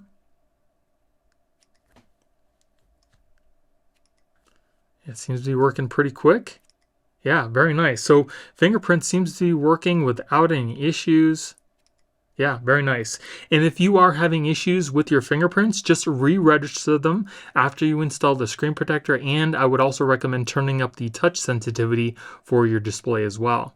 Now let's see if there's any edge bleed, because this does use liquid adhesive, so there might not be any bleed on the side. There is a slight bit as well here too. You can see kind of at the top where the white goes all the way up to the top and then the black. So there is just a very little bit of edge bleed on the sides, and the same thing for here too. Just a little bit. And let's put it into our case.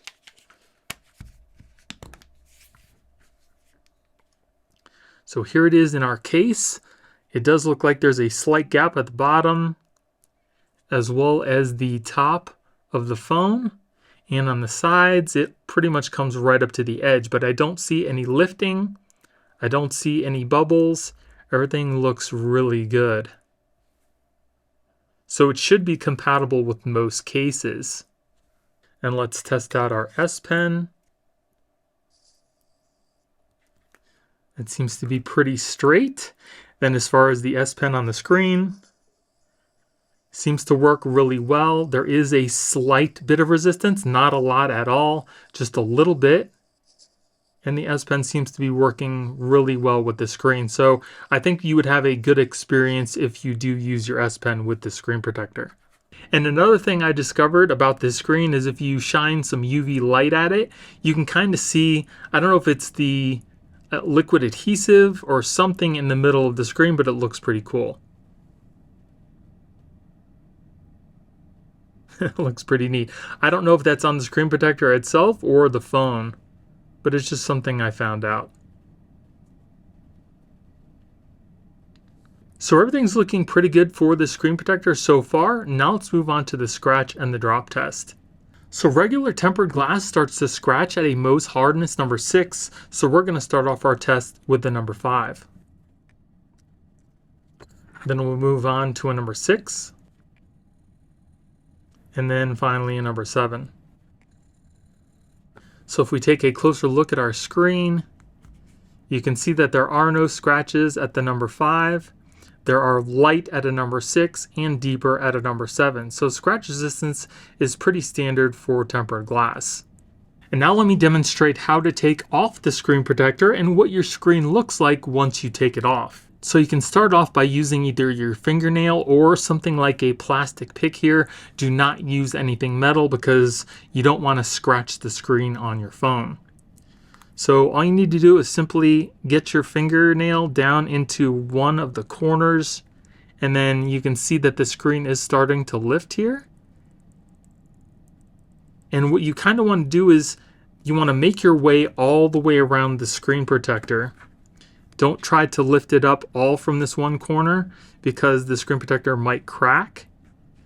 So just kind of work your way around the screen protector. I'll lift this up a little bit to get this under here. Just like that. So then just kind of, you can use a credit card too, that works as well. You can see that it is releasing from the phone as I move down the screen protector. And we'll just work our way all the way around. You don't have to move quickly either because again you might crack the screen, so just take your time working your way all the way around.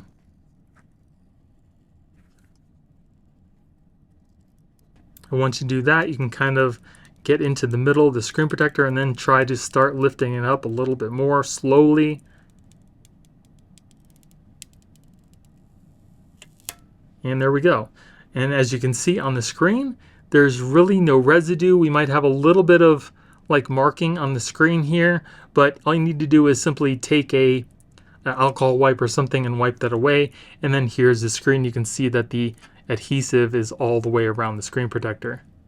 So I'll just get my wipe and I'll kind of wipe down the edges here. And you can see now that it is crystal clear and clean and there's no residue anywhere. Then for everybody who ever wanted me to do a drop test for the premium dome glass, here you go. All right, so for the first time ever, a drop test for the WHITESTONE Dome Premium Dome Glass, We're going to start off by dropping a 2.4 ounce steel metal ball at a starting height of 2 feet. If the screen protector doesn't crack, we'll move it up foot by foot until it eventually does. So here we go at 2 feet.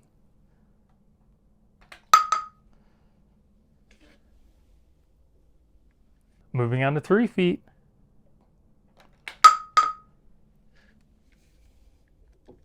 4 feet.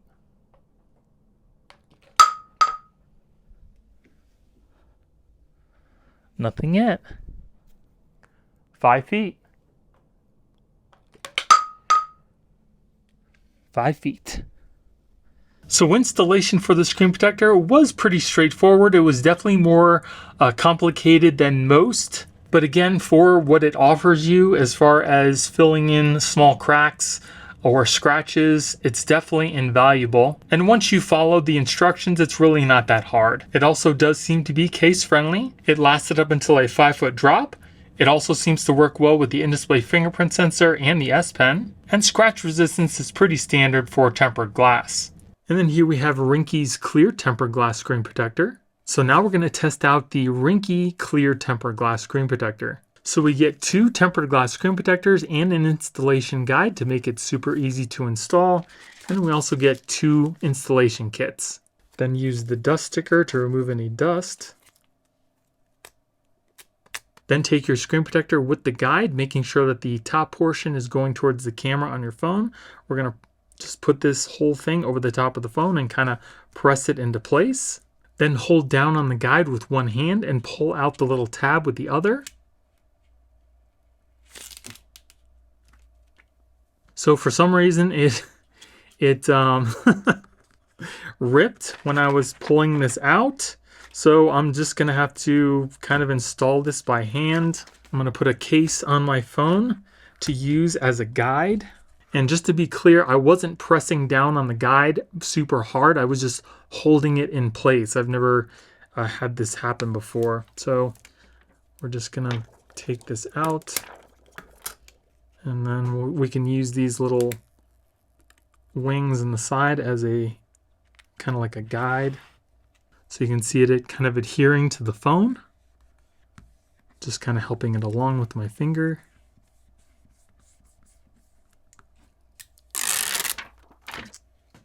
And there we go. Wipe it down a little bit. Looks like got some of my finger or something on the underside of the screen. I probably touched it when I was taking it off. But other than that, and the installation looks pretty good, even for me having to do it manually. So there is the screen protector. It is a full coverage screen protector. Looks pretty nice. I'll take my case off now just so we can kind of get a better look at the screen protector. So I did get some fingerprints underneath the top portion there, but other than that, I don't see any bubbles, no lifting.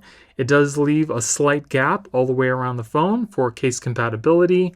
As far as fingerprints, it does pick up some fingerprints on the screen, but you can easily wipe those away. Now, one thing about this screen protector is it doesn't have any anti-reflective properties, so you're going to lose the anti-reflective coating on your phone if you use the screen protector. You may or may not care about that. So now let's test out our Face ID. Face ID is working perfectly fine, and I also do have my fingerprints registered, so let's try that. If your fingerprints aren't working, I would definitely recommend re-inputting them. But my fingerprints do seem to be working with the screen protector, so that's a plus. And as you can see, the screen is crystal clear. Touch working perfectly fine, no issues there.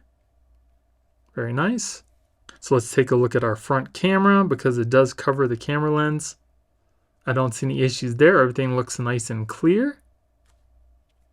And now let's take a look at the screen as if we were looking at it through polarized sunglasses. And you can see that it does have a pretty significant rainbow effect. So if you're looking at the screen dead on, you're still probably going to see some sort of a rainbow, and it just kind of gets a little worse as you twist and turn the phone. And then let's test out our S Pen. So there is a slight resistance with the screen protector, but the S Pen seems to be working perfectly fine. Yeah, no issues there. And as far as touch, feels nice and smooth, just like the glass is on the phone, and the edges are also rounded off. So let's put it in another one of our cases here, see about case compatibility. And it seems to fit the case perfectly. As you can see, there's just a very slight gap around the bottom and on the top and on the side. So there's no lifting, no bubbles. This screen protector does fit this the Ringke cases perfectly. So minus the installation process, which definitely could have been a little better, everything seems to be working pretty well with this screen protector. Now let's move on to the scratch and the drop test. So for this test, we're going to be dropping a 2.4 ounce steel metal ball at a starting height of 2 feet. If the screen protector doesn't crack, we'll move it up foot by foot until it eventually does. So here we go, 2 feet.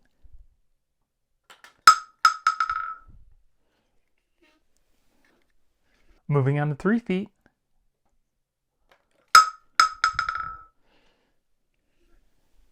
4 feet.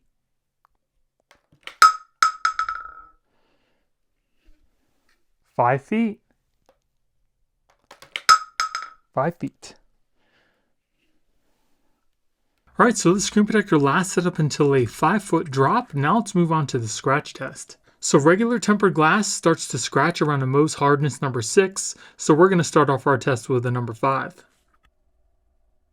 Then we'll move on to a number 6. And then a number 7. So if we take a look at the screen, you can see that there are no scratches at the number 5.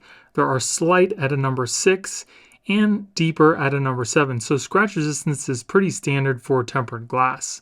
So installation for the screen protector should have been really easy. I'm not sure if I just got a bad batch or what happened, but the little tab ripped when I was trying to pull it out from the installation tray. So that was that. It also does seem to work well with the in-display fingerprint sensor and the S Pen. It does also seem to be case friendly. It lasted up until a 5-foot drop, and scratch resistance is pretty standard for tempered glass. And here we have ESR's tempered glass privacy screen protector. We do get an installation packet along with some installation tools. And it also looks like we get 3 privacy tempered glass screen protectors with an installation guide. Then take your installation guide. We're going to take off the little bag here. Then we're going to take our phone, making sure that the camera is going towards the top of the guide. We're going to place it in the guide upside down, just like that. We'll close up the top. Then press down on the guide with one hand, hold it in place, and we're going to pull out the tab with the other hand.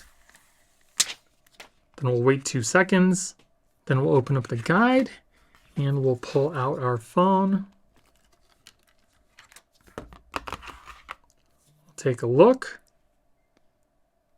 So it does look like we do have a bubble kind of in the middle of the screen here. Right there you can see. And I'll just get that out with our squeegee. So I was able to get that bubble out with the squeegee. And we can see that we will lose the anti-reflective coating on our phone with the screen protector. But there is a gap all the way around the screen for case compatibility. The edges of the glass are rounded off. It's nice and smooth, just like the glass that's on the phone. We also do have a piece of the screen protector that does not have any privacy on it, so it doesn't interfere with your selfies or facial recognition. As far as fingerprints, it does seem to pick up some fingerprint smudges on the screen here. We should be able to easily wipe those away, which we are.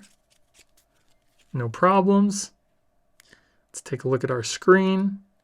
Facial recognition working perfectly fine, and you can see the screen is crystal clear. And if we turn our phone to the left and the right, the screen kind of disappears. It's so cool every time I see it. And if we turn it up to the side, So it only works left and right. It does not work up and down. But you can see the screen is nice and clear. I also do have to turn up the brightness all the way because the privacy screen kind of dulls the screen down a little bit, and that's pretty much with every privacy screen protector that I have ever tested. So let's take a look at our camera. Camera looks nice and clear. I don't see any issues there. Let's test out our fingerprints.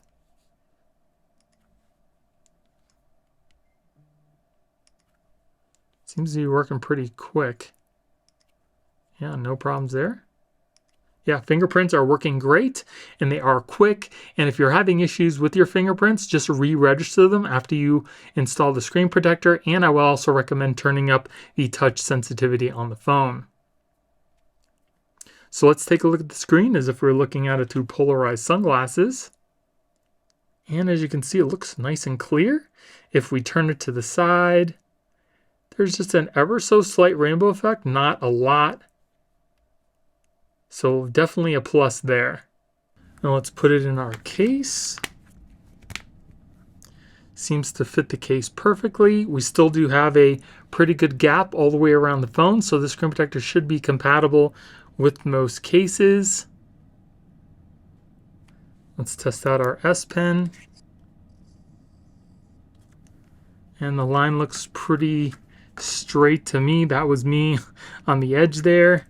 And as far as our experience with the S Pen, there's only a slight bit of resistance, and the S Pen is writing perfectly fine on the screen. So no issues there either. And if we take a closer look at the screen, we'll see if there's any screen bleed from the side, and you can see there is a slight bit. On the other side, there is a bit of screen bleed there as well. So things are looking pretty good for the screen protector. Now let's test out the durability with a scratch and a drop test. So for this drop test, we're going to be dropping a 2.4 ounce steel metal ball at a starting height of 2 feet. If the screen protector doesn't crack, we'll move it up foot by foot until it eventually does. So here we go, 2 feet.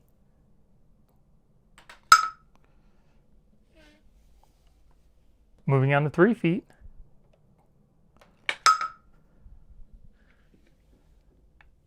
4 feet. 4 feet. This screen protector lasted up until a 4-foot drop, so now let's move on to the scratch test. So typically tempered glass starts to scratch around a Mohs hardness number 6, so we're going to start off with a number 5. Then we'll move on to a number 6. And then finally a number 7. And if we take a closer look, you can see there are no scratches at the number 5. There are light at a number 6 and deeper at a number 7. So scratch resistance is pretty standard for tempered glass. So installation for the screen protector was really easy. It also does seem to be case friendly. It lasted up until a 4-foot drop. Scratch resistance is pretty standard for tempered glass. It also seems to work well with the in-display fingerprint sensor and the S Pen. And here we have ESR's clear tempered glass screen protector. This screen protector is supposed to have 3 times military grade drop protection. You get the same installation guide as the privacy. We get our installation packet along with 3 clear tempered glass screen protectors.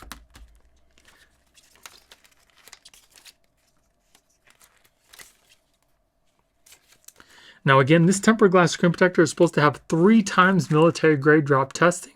So it should be a little bit more durable than the privacy screen, but we're going to test that out. Then we're going to open up our guide. We're going to take off the little sleeve here. Then take your phone. We're going to flip it upside down and place it inside the tray here, just like that.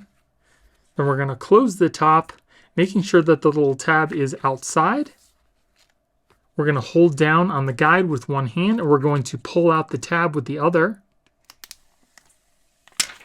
Then we'll wait 2 seconds. Then we'll open up the guide and we'll peel out our phone.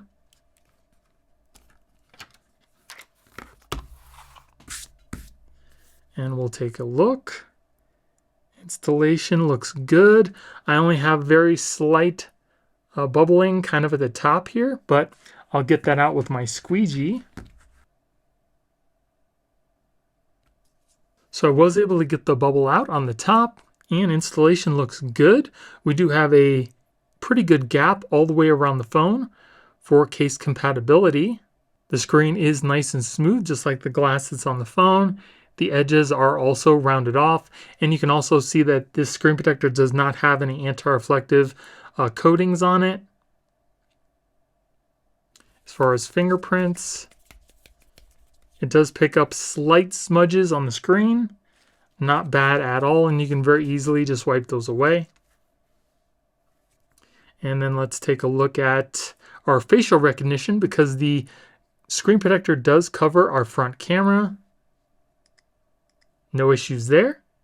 Let's take a look at the screen as if we were looking at it through polarized sunglasses, and I really don't see any change, except for when you turn it up like that, you get that rainbow. But for the most part, when you're looking at the screen, it looks nice and clear. You can see the difference.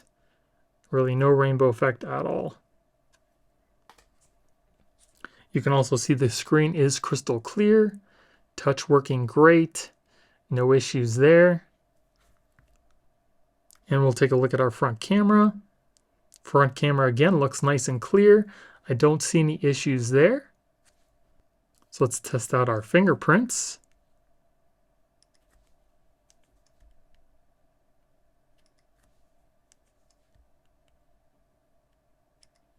Fingerprints seem to be working pretty good. Nice and quick. All right, so if you are having problems with your fingerprints, just make sure that you re-register them after you install the screen protector, and even turn up the touch sensitivity of your screen, and you should be fine. And let's see if there's any screen bleed from the side of the screen here.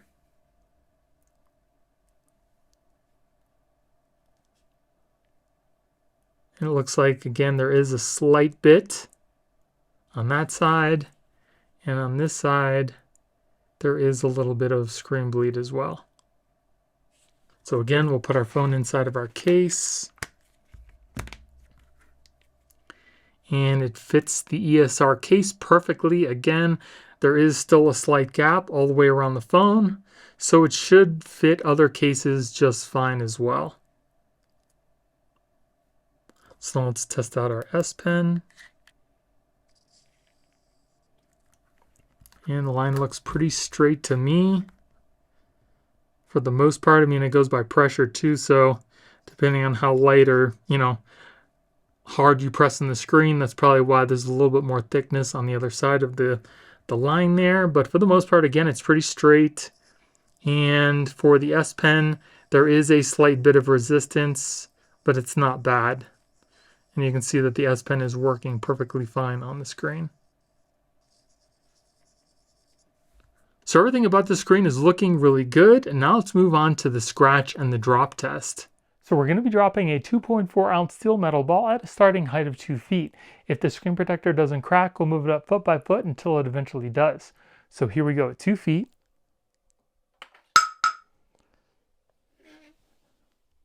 Moving on to 3 feet.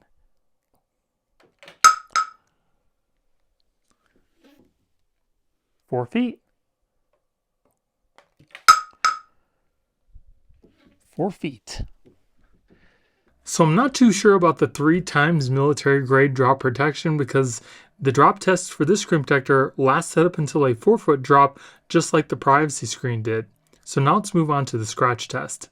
So regular tempered glass starts to scratch around a Mohs hardness number 6, so we're going to start off our test with a number 5. Then we'll move on to a number 6. And then finally a number 7. So if we take a closer look, you can see that there are no scratches at the number 5.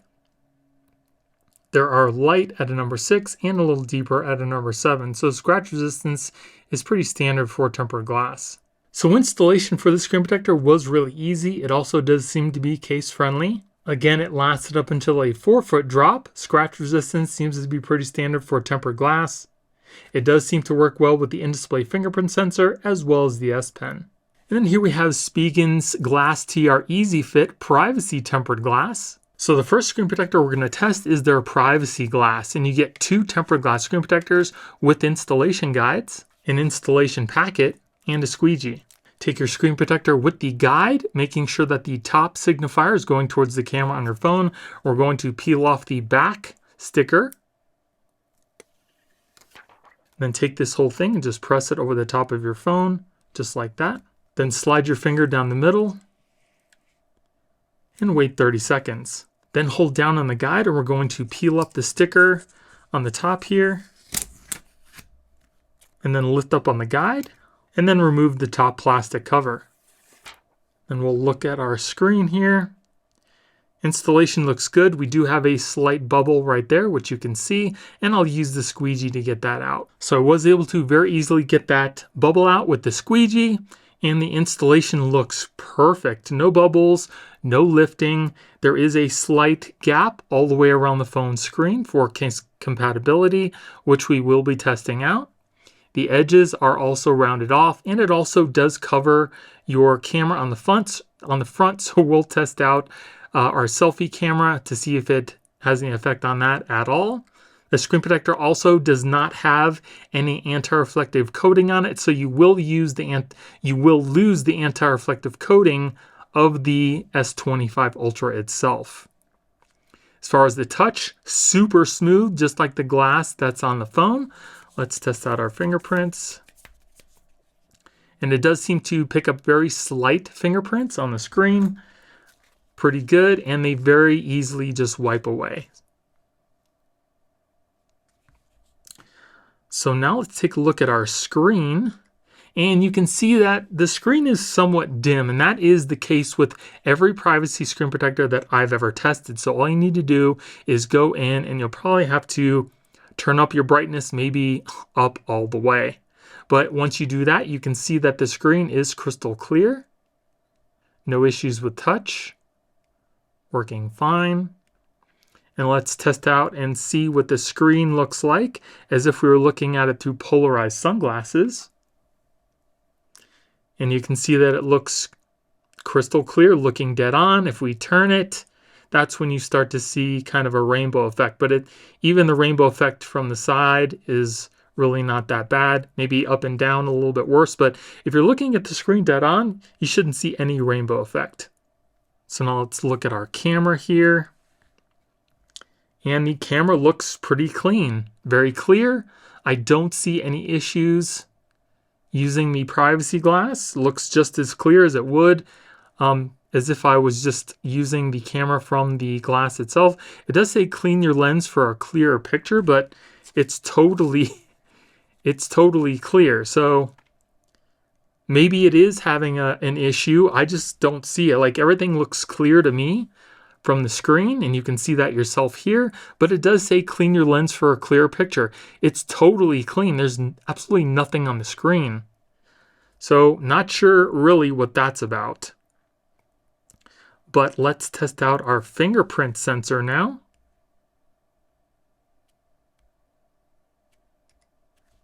So it seems like there's a big delay. Yeah, so if you're having problems with your fingerprints being registered, just re-register them and then maybe even turn up the sensitivity of the screen itself. So we're going to go in and re-register my fingerprints.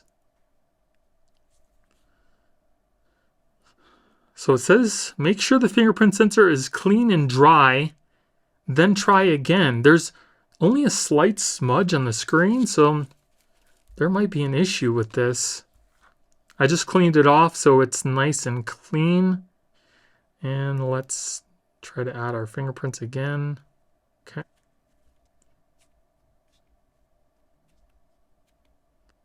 All right, so fingerprints are registered, so let's try that out again. All right, so that worked. Works fine. All right, so fingerprints seem to be working now that I've re-registered. Yeah, so fingerprints are working good. Not sure what the clean your screen information bubble was, but fingerprints seem to be working fine with the screen protector so far. Now, as far as the privacy screen portion, you can see that the screen kind of disappears when you turn the phone left and right. But if you were to look at your screen up and down, you can see that it doesn't have any effect. But it does work really well left and right. So now let's test out our S Pen here. First, I'm going to make a line on the screen to see how straight we can get that. That seems to be pretty straight.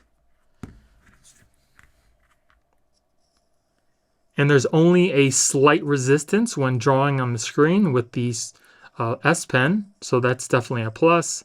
And it seems to be working perfectly fine. No issues there. Now let's test out our facial recognition. Yeah, it seems to work well. Yeah, so no issues with facial recognition either. Yeah, that works perfectly fine too. Then we can also check the side of the screen for any screen bleed. You can see that there's just an ever so slight bit on the side there, not a lot. And on the other side, there seems to be just a little bit too. Not really a big deal because you're not going to be looking at the phone from the side of the screen anyway. And if you're using a case, you're really not going to see it. So let's put this in a case. And this is the SPIGEN Rugged Armor case, in case you're wondering.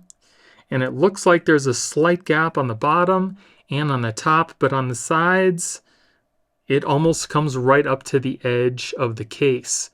There's no bubbles, no lifting. It seems to fit these cases perfectly, and that's what you want. The less of a gap, the better, but that also means that it's less case compatible, but this screen protector does seem to fit perfectly fine with these SPIGEN cases. So everything's looking pretty good so far. Now let's test out the durability with a scratch and a drop test. So for this test, we're going to be dropping a 2.4 ounce steel metal ball at a starting height of 2 feet. If the screen protector doesn't crack, we'll move it up foot by foot until it eventually does. So here we go, 2 feet.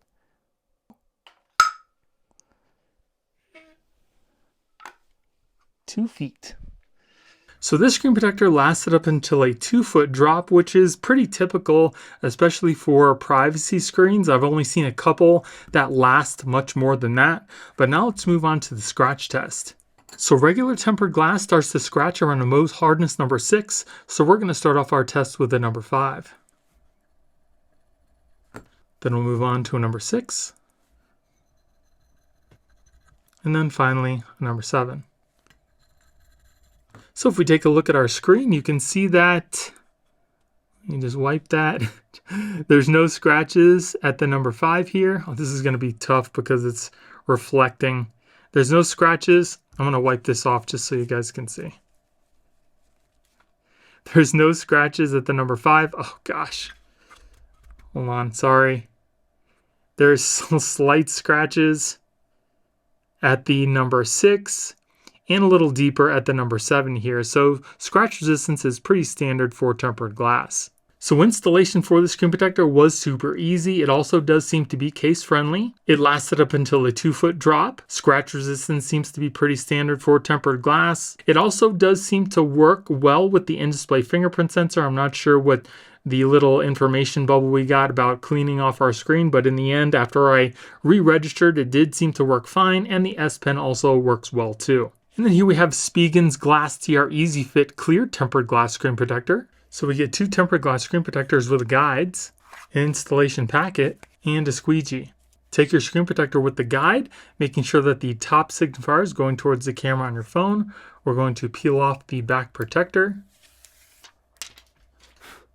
And then place this whole thing over the top of your phone. And then slide your finger down the middle. Wait 30 seconds, then hold down on the guide, and we're going to peel up this sticker from the bottom here. Just pull that up, then lift up on the guide, and remove the top protector. We'll take a look at our screen. Installation looks pretty good. We do have a slight little bubble at the bottom here, so I'll push that out with our squeegee. Installation was really easy. Looks really good. I don't see any bubbles. I don't see any lifting. There is also a gap all the way around the screen for case compatibility. As far as the edges, they are rounded off. Touch, super smooth, just like the glass that's on the phone. As far as fingerprints goes, it does seem to pick up very minor fingerprints. There is an oleophobic coating on the screen, which allows you to keep those fingerprints down as well as wipe them away very easily. Now, one thing to note about the screen protector is it does not have any anti-reflective properties, so you will lose the anti-reflectiveness of your S25 Ultra. Now, this is a full coverage screen protector, so it is going to cover your selfie camera, but let's test out our facial recognition. It seems to be working just fine. You can also see that it is crystal clear. Touch working without any issues. And working really good. Now let's take a look at the screen as if we were looking at it through polarized sunglasses. And you can see that there's no rainbow effect. If we turn it to the side, you can see that there is a slight rainbow. Not too bad. But if you're looking at the screen dead on, it's perfectly clear. So now let's test out our fingerprints. So there is a little bit of a delay. It should be pretty instantaneous. Let's re-register our fingerprints just to make sure that everything's working perfectly.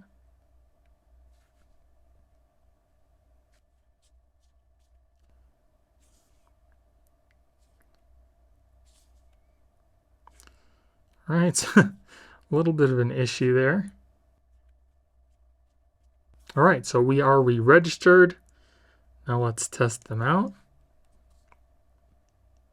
Yeah, so now it's nice and fast. Yep. Yeah, so fingerprints are working well now. Again, if you're having issues with the fingerprints, just re-register them, and also I would turn up the screen sensitivity too. So that's working well. Now let's test out our S Pen. See if we can draw a straight line here.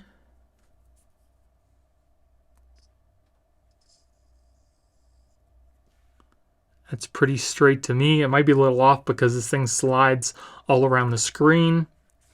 And as far as the feel, there's only a slight bit of resistance with the S Pen, which I like. I don't like a lot of resistance because that just wears out the nub a lot faster too.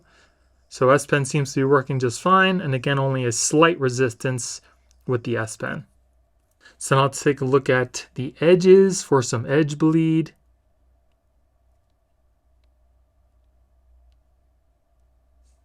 It looks like there might be a slight bit, just ever so slight here. Yeah, there's just a little bit of light bleed from the side, not a horrible amount. You can see kind of towards at the top there, it going from the black to the white. So a little bit on that side and a little bit on this side as well, just a little bit. It's not, again, it's not a big deal because when you're looking at your phone, you're not going to ever see that unless you kind of hold it, you know, looking from the side. Now let's put it in our case. Again, this is the SPIGEN Rugged Armor case. Seems to fit perfectly. There's only a slight gap at the bottom and the top of the screen protector. On the sides, it pretty much comes right up to the edges of the case itself. No lifting, no bubbles. And it's good that there's only a slight gap because that's less of a place for dust and dirt to collect. So everything's looking really good for the screen protector so far. Now let's move on to the scratch and the drop test. So again, we're going to be dropping a 2.4 ounce steel metal ball at a starting height of 2 feet. If the screen protector doesn't crack, we'll move it up foot by foot until it eventually does. So here we go at 2 feet.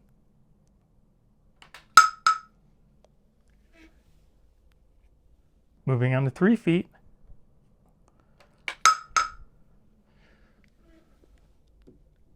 4 feet.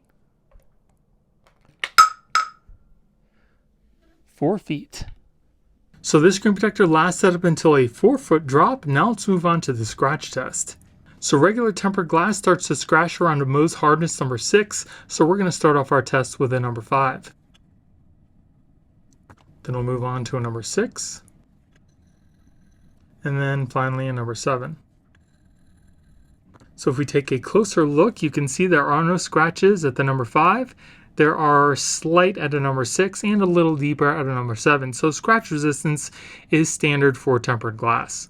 So installation for the screen protector was super easy. It also does seem to be case friendly. It lasted up until a 4-foot drop. Scratch resistance is standard for tempered glass. It also seems to work well with the in-display fingerprint sensor as well as the S Pen.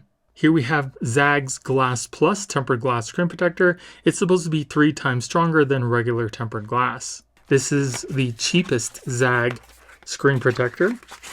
Looks like we get an installation guide, 1 screen protector, and some installation wipes. Then take your phone and we're going to put it inside the guide here, making sure where it says top, the camera portion of your phone is going. So I'll just drop it in like this. Then we can kind of press it down with our wipe to make sure that it's in the guide the way that it needs to be. Then take your screen protector, making sure that the camera cutout is going towards the camera on the phone, and this sticker here is on the underside of the protector. We're going to peel that off. Then we need to put the holes on the posts of the guide, making sure the screen protector does not touch the screen yet. Then once it's in place, just press down in the middle of the screen protector and it should start to adhere to the screen, as you can see there. Then once it's done adhering, we can peel off the top protector, take the phone out of the guide, and we'll take a look at our screen. So we do have a little bubble in the corner here, but I think I can just push that out with my fingers. Yep, it just disappeared. There is something, it looks like on the screen. I don't know if you guys can see, it's just like this right there, that line. There's like a line in the screen protector. It doesn't look like lint. I think it's something on the screen, like on the inside. I'm not quite sure. Just looks, I don't know, it's maybe something with the adhesive got marked up somehow, but other than that, the screen looks pretty good. I don't see any lifting, no bubbles. We also do have a gap all the way around the screen for case compatibility. And again, we do have that cutout for our front camera. As far as the touch, feels nice and smooth, just like the glass that's on the phone. The edges are also rounded off. And as far as fingerprints goes, it does pick up some smudges on the screen here, but really not bad at all, and you can very easily just wipe those away. Let's take a look at our screen. Screen looks nice and clear. No issues with touch. Seems to be working just fine.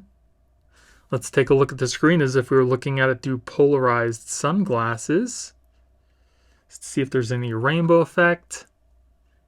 And there is a slight bit of rainbow effect if you're not looking at it dead on. But if you're looking at it normally, you should see no rainbow. But if you start to turn it, you can kind of see that rainbow effect start to come on the screen. But definitely not as bad as I've seen. So let's test out our fingerprints.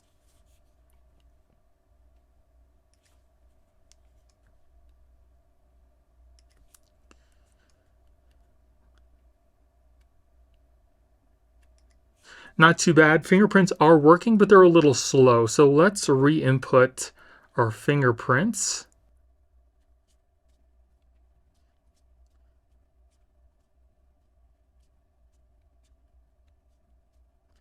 So I had a couple issues with putting my fingerprints in, but I was able to successfully complete it. Now let's test it out.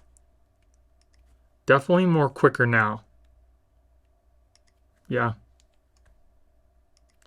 so if you're having issues with your fingerprints, I would definitely recommend re-registering them after you install the screen protector, and maybe also turning up the screen sensitivity. It should help with the recognition. Now let's test out our S Pen. See if we can draw a straight line on the screen here. Line looks pretty straight to me. As far as the experience with the S Pen, there is a little bit more of resistance versus some of the other tempered glass screen protectors that I've tested. So you may or may not like that. The S Pen does seem to be working fine with the screen. Again, the only thing is there seems to be more resistance with this screen protector versus some of the other ones. And let's see if there's any screen bleed from the side here.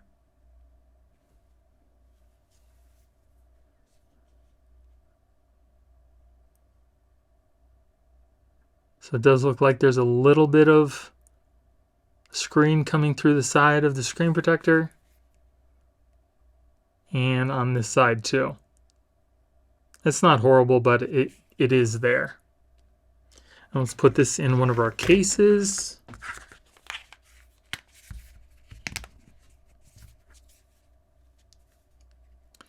And it seems to fit this case perfectly. We do have a slight gap on the bottom of the screen and on the top, and it almost comes right up to the edges of the case on the sides, but I don't see any bubbles. I don't see any lifting.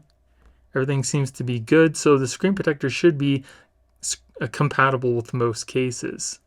Again, you can see some of the smudges on the screen from my hands, but they very easily just wipe away.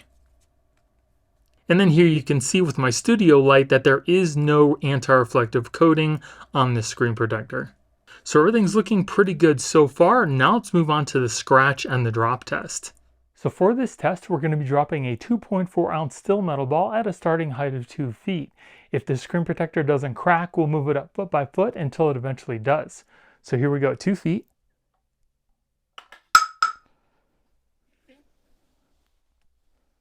Moving on to 3 feet. Go.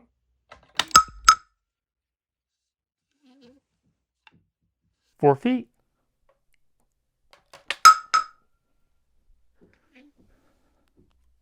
5 feet. Go. There's a mark, but there's no crack yet. 6 feet.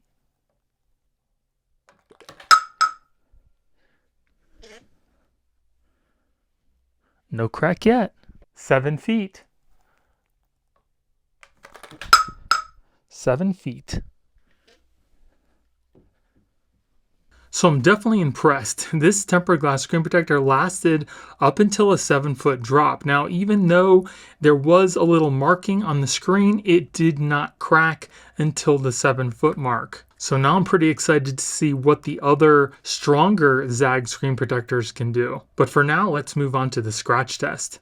So regular tempered glass starts to scratch around a Mohs hardness number 6. So we're going to start off with a number 5. Then we'll move on to a number 6. And then finally a number 7. So if we take a look at the screen, you can see there are no scratches at the number 5. There are light at a number 6 and a little deeper at a number 7. So the scratch resistance for this tempered glass screen protector is no better than regular tempered glass. So installation for the screen protector was really easy. There was that little hairline mark at the top of the screen. It wasn't horrible and you couldn't really see it unless you were really looking for it. It also does seem to be case friendly.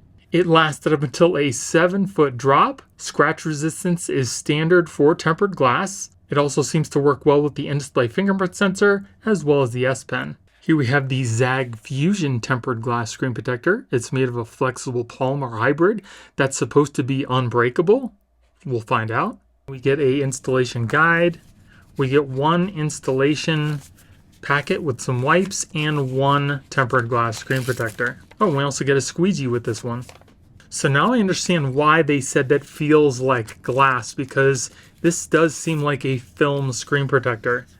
You can see that there's really no, rigid portions of this film. It seems like plastic. Now there might be some glass sandwiched in here, but this is a very flexible screen protector and it's not like regular tempered glass.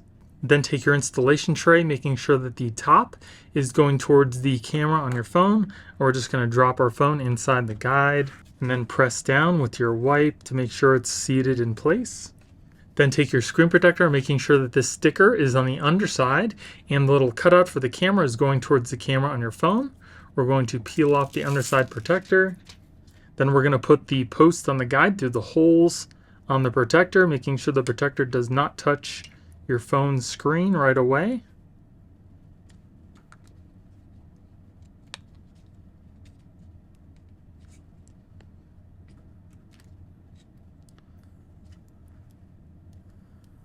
To redo this.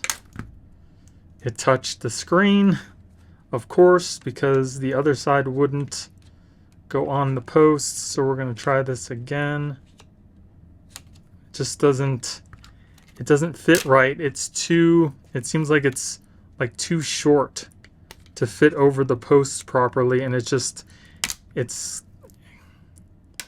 not fitting right. So I'm just going to have to manually kind of eyeball this.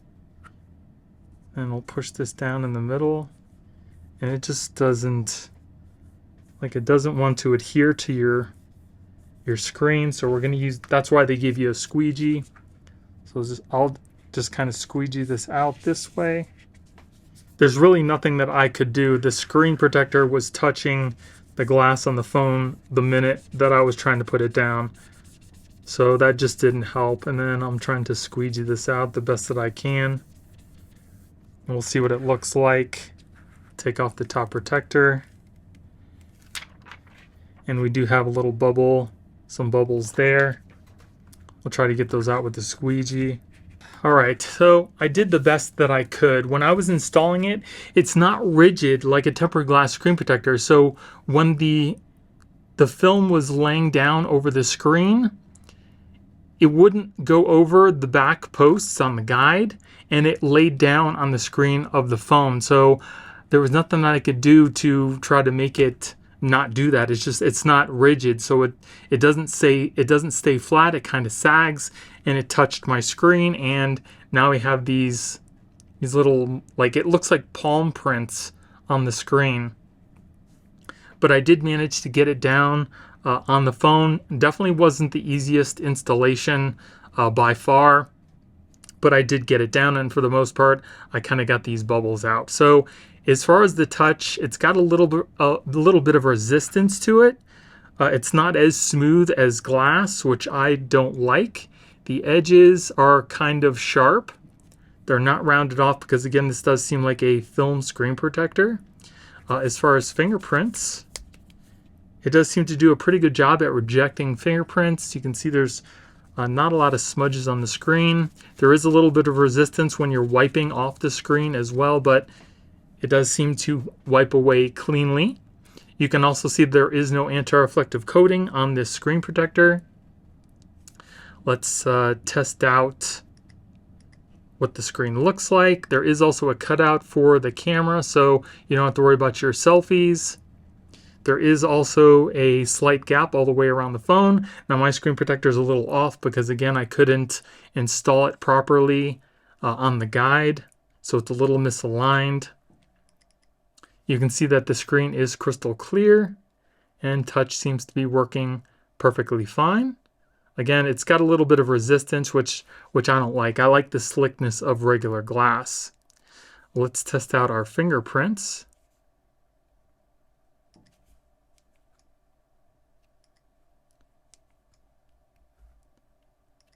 Fingerprints seem to be working well, though. Yeah, so fingerprints are working perfectly fine. Now let's see what the screen looks like as if we were looking at it through polarized sunglasses. And you can see that there is a pretty good rainbow effect even when you're looking at the screen dead on. And then if you twist and turn the phone, the rainbow just gets worse. So definitely not the best screen protector for polarized sunglasses. So if you're not going to be using a case and you're going to run your finger up the bottom to try to swipe home, you will catch your finger on the bottom of the screen protector. Like I mentioned, it's not rounded off, so it's got some sharp edges. I'm not going to even bother to see if there's any screen bleed because the screen protector is already misaligned. It's off to the right side a lot. You can see a lot of, the gap on the left side versus the right. So I'm not going to even worry about screen bleed because it's not aligned properly. Let's test out our S Pen. Make a straight line here. Looks like a pretty straight line to me. As far as the experience with the S Pen, it's got a lot of resistance. Definitely not a good experience if you're going to be using the S Pen a lot. It seems to work fine with the screen protector, but like I mentioned, it's got a lot of resistance, and I would think that that resistance would wear down the tip of the S Pen a lot quicker than if the screen was smooth. And then we'll put it in our case just to see. Like I mentioned before, it's already misaligned, but for the most part, I don't see any lifting or bubbles. It seems to still fit, even though there's a misalignment on the left-hand side here and really nothing on the edge of the screen. So I would venture to say, just like the other ZAGG screen protector, that this would be case compatible with most other cases. And then if we take a look at the screen, you can also see that I don't see any markings due to the S Pen either. It's not a very like rubbery type of screen protector. It is pretty solid. So if you run your S Pen over it, you shouldn't get any markings, which is definitely a plus. So besides some of the downsides of the screen protector already, I'm going to move on and I'm going to test out the durability with a drop and a scratch test. Now, I'm not expecting this to crack at all because it doesn't seem like it's glass, but we're going to test it out anyway. And I'm also curious to see how well this comes off the phone too, because it wasn't easy to pull up when it got stuck to the screen. So I'm going to try to peel this off. In here. So not too bad. It doesn't leave any residue on the screen. So again, for this test, we're going to be dropping a 2.4 ounce steel metal ball at a starting height of 2 feet. I'm not expecting the screen protector to do much at all except for maybe kind of dent, because it doesn't seem like it's glass. It seems like a film screen protector, but again, we're going to test it out anyway. So here we go, 2 feet.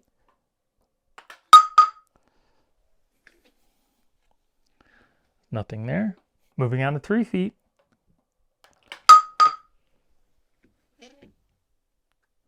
4 feet.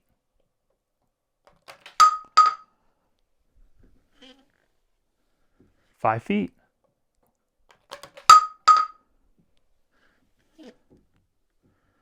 'Nothing yet.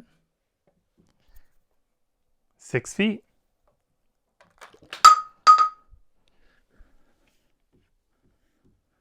'Nothing yet. 7 feet.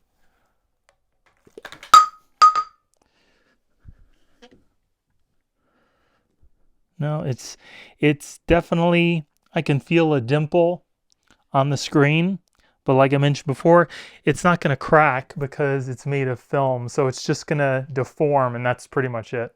8 feet.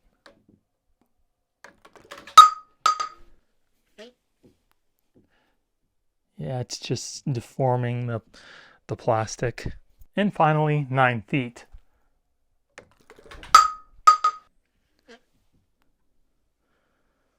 Now, even though I did a drop test up to 9 feet and it didn't crack, we can't put this up to tempered glass screen protectors because this screen protector is not going to crack. It's not made of glass. It's made of a plastic polymer. So all that's going to happen is it's going to deform like you see here.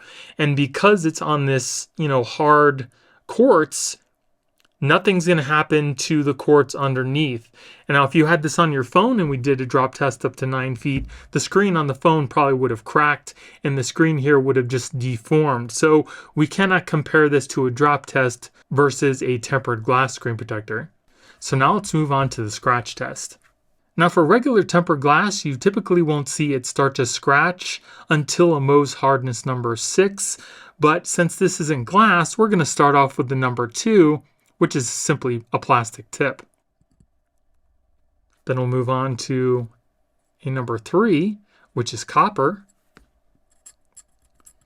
And you can see that it already starts to scratch pretty deeply. So I'm not going to even go any further than that. So the scratch resistance for this screen protector is a lot lower than regular tempered glass. So the installation for this screen protector was not easy. Like you saw in the video, it was very hard to keep the screen protector from sagging and touching the screen, which caused it to get this marking on the underside of the adhesive, and I couldn't properly align it. But I would venture to say that it should be case friendly with most cases. The drop test is pretty much null and void because it's only a film screen protector. Scratch resistance is also pretty bad at only a 3, but it does seem to work well with the in-display fingerprint sensor and the S Pen, but again, there is a significant resistance when using the S Pen.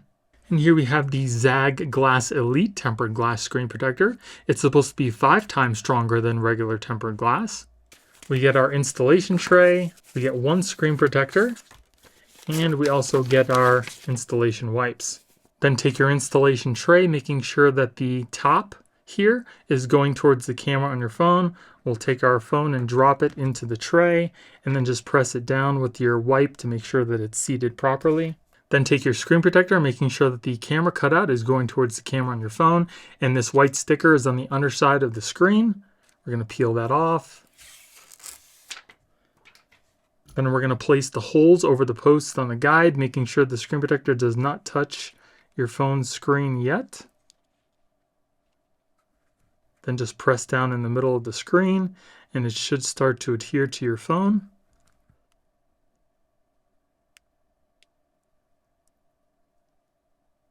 And once that's done, we can peel off the top protector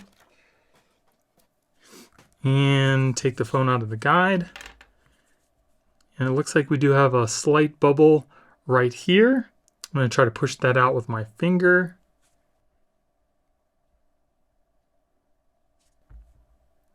Not a problem. Everything else looks pretty good. We do have, again, the cutout for our camera. There is also a pretty good gap all the way around the phone for case compatibility. As far as touch, super smooth, just like the glass that's on the phone. It does look like I got a piece of hair in the side of the glass here, and you guys can see that, but that's my fault.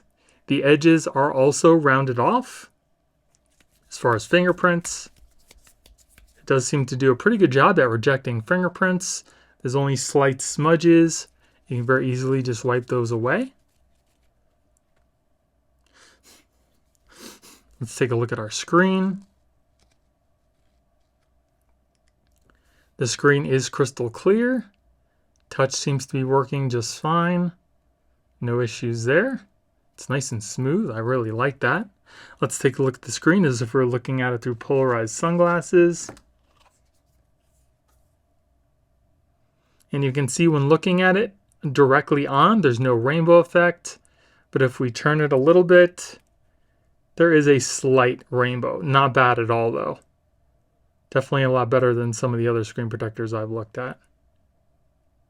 Now let's test out our fingerprints.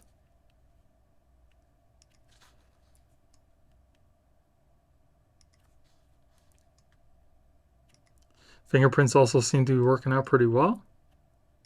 Yeah, so if you're having problems with your fingerprints, just re-register them after you install the screen protector and maybe turn up the sensitivity for the screen. Now let's see if there's any screen bleed from the sides of the glass here.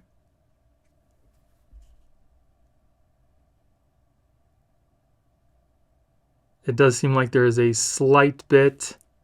You can see right there. It's also like a rainbow effect on the edges of the glass. On the other side, you can see that there is just a tiny bit of screen bleed as well. Let's put this in our case. And it seems like it fits the case perfectly. We do have a bigger gap on the top of the screen here versus the other sides and the bottom. But I don't see any lifting, no bubbles. So it should be compatible with most cases. You can also see that this screen does not have an anti-reflective coating either. So now let's test out our S Pen, make our straight line. Looks pretty good to me.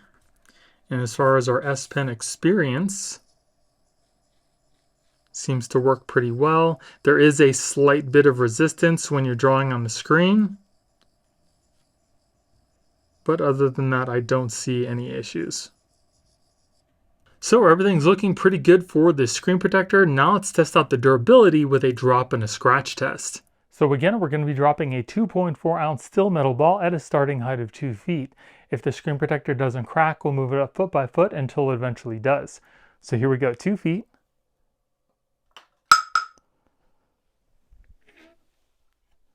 2 feet. So here is a prime example where a manufacturer says that the screen protector is supposed to be stronger, but in testing, it's actually not. This screen protector only lasted up until a 2-foot drop, whereas the first screen protector we tested lasted up until a 7-foot drop. And that screen protector was the cheapest screen protector that ZAGG sells. So I'm not super impressed with the drop protection, but let's move on to the scratch test. So regular tempered glass starts to scratch around the most hardness number 6, and this screen protector is supposed to have better scratch protection than that. So we're going to start off our test with the number 5. Then we'll move on to a number 6. And then finally a number 7. Alright, so if we take a closer look at this screen, you can see there are no scratches at the number 5. There are light at a number 6 and deeper with a little crack at number 7. So scratch resistance for this screen protector is definitely not any better than regular tempered glass. So installation for the screen protector was super easy. It also does seem to be case friendly. It only lasted up until a 2-foot drop, which is definitely not 5 times stronger than regular tempered glass. Scratch resistance also is not any better than regular tempered glass itself, as it still scratches at a Mohs hardness number 6, but it does seem to work well with the in-display fingerprint sensor and the S Pen. And here we have the ZAGG Fusion XTR4 tempered glass screen protector. This is supposed to be their most advanced hybrid polymer screen protector yet. Feels like glass, supposed to be unbreakable, and it's got a blue light filter and an anti-reflective coating. And again, this is the Fusion XTR4. So we get our installation tray. Would seem to get what feels like a squeegee and some wipes and one film screen protector. So again, this is not glass. It's just simply a flexible film. Again, there might be some glass sandwiched in between the plastic, but this is pretty much just like the regular Fusion. Then take your installation tray, making sure that where it says top goes towards the camera on your phone. And then we're going to put our phone inside the tray. Press down on the bottom of the phone with your wipe so it's seated in place. Then take your screen protector, making sure that the camera cutout is going towards the camera on your phone. And we're going to peel off the underside protector. Now for this, I'm going to hold on to the wings and I'm going to try to not let the screen protector touch the phone screen. See if we can stretch out these guides. Okay, so that worked better than it did before. It's not actually touching the screen. So the way that you want to install this is hold on to these wings and kind of stretch them out over the posts on the guide before the screen protector has a chance to sag and touch your phone. Then you're going to take your squeegee. We're going to start from the bottom, put it at the very bottom of the phone, and just squeegee up towards the top.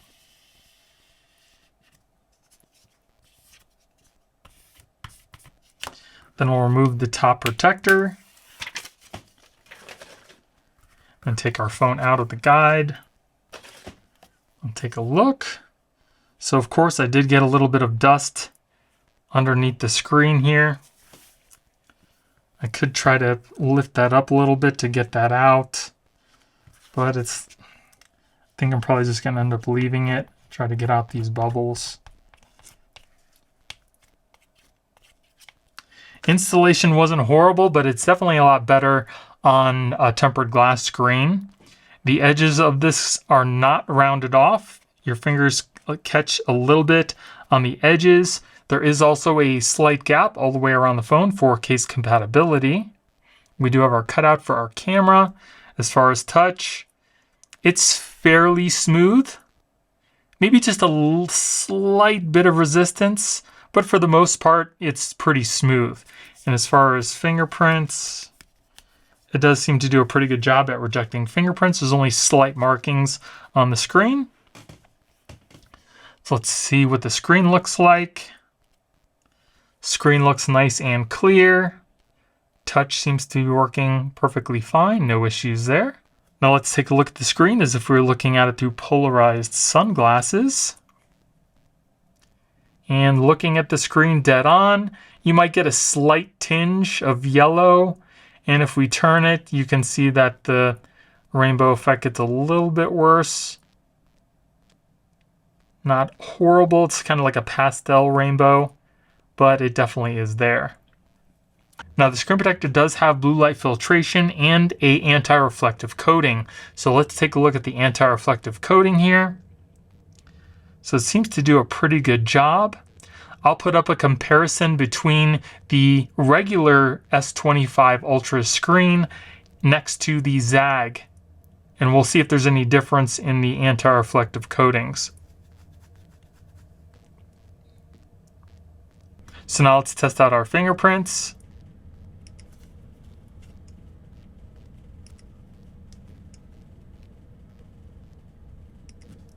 Fingerprints also seem to be working pretty well. Yeah, and if you're having any issues with your fingerprints, just re-register them after you install the screen protector and maybe turn up the sensitivity for the display as well. Now let's take a look at the screen alignment, see if there's any screen bleed on the side here. And you can already see that there is a slight bit of bleed.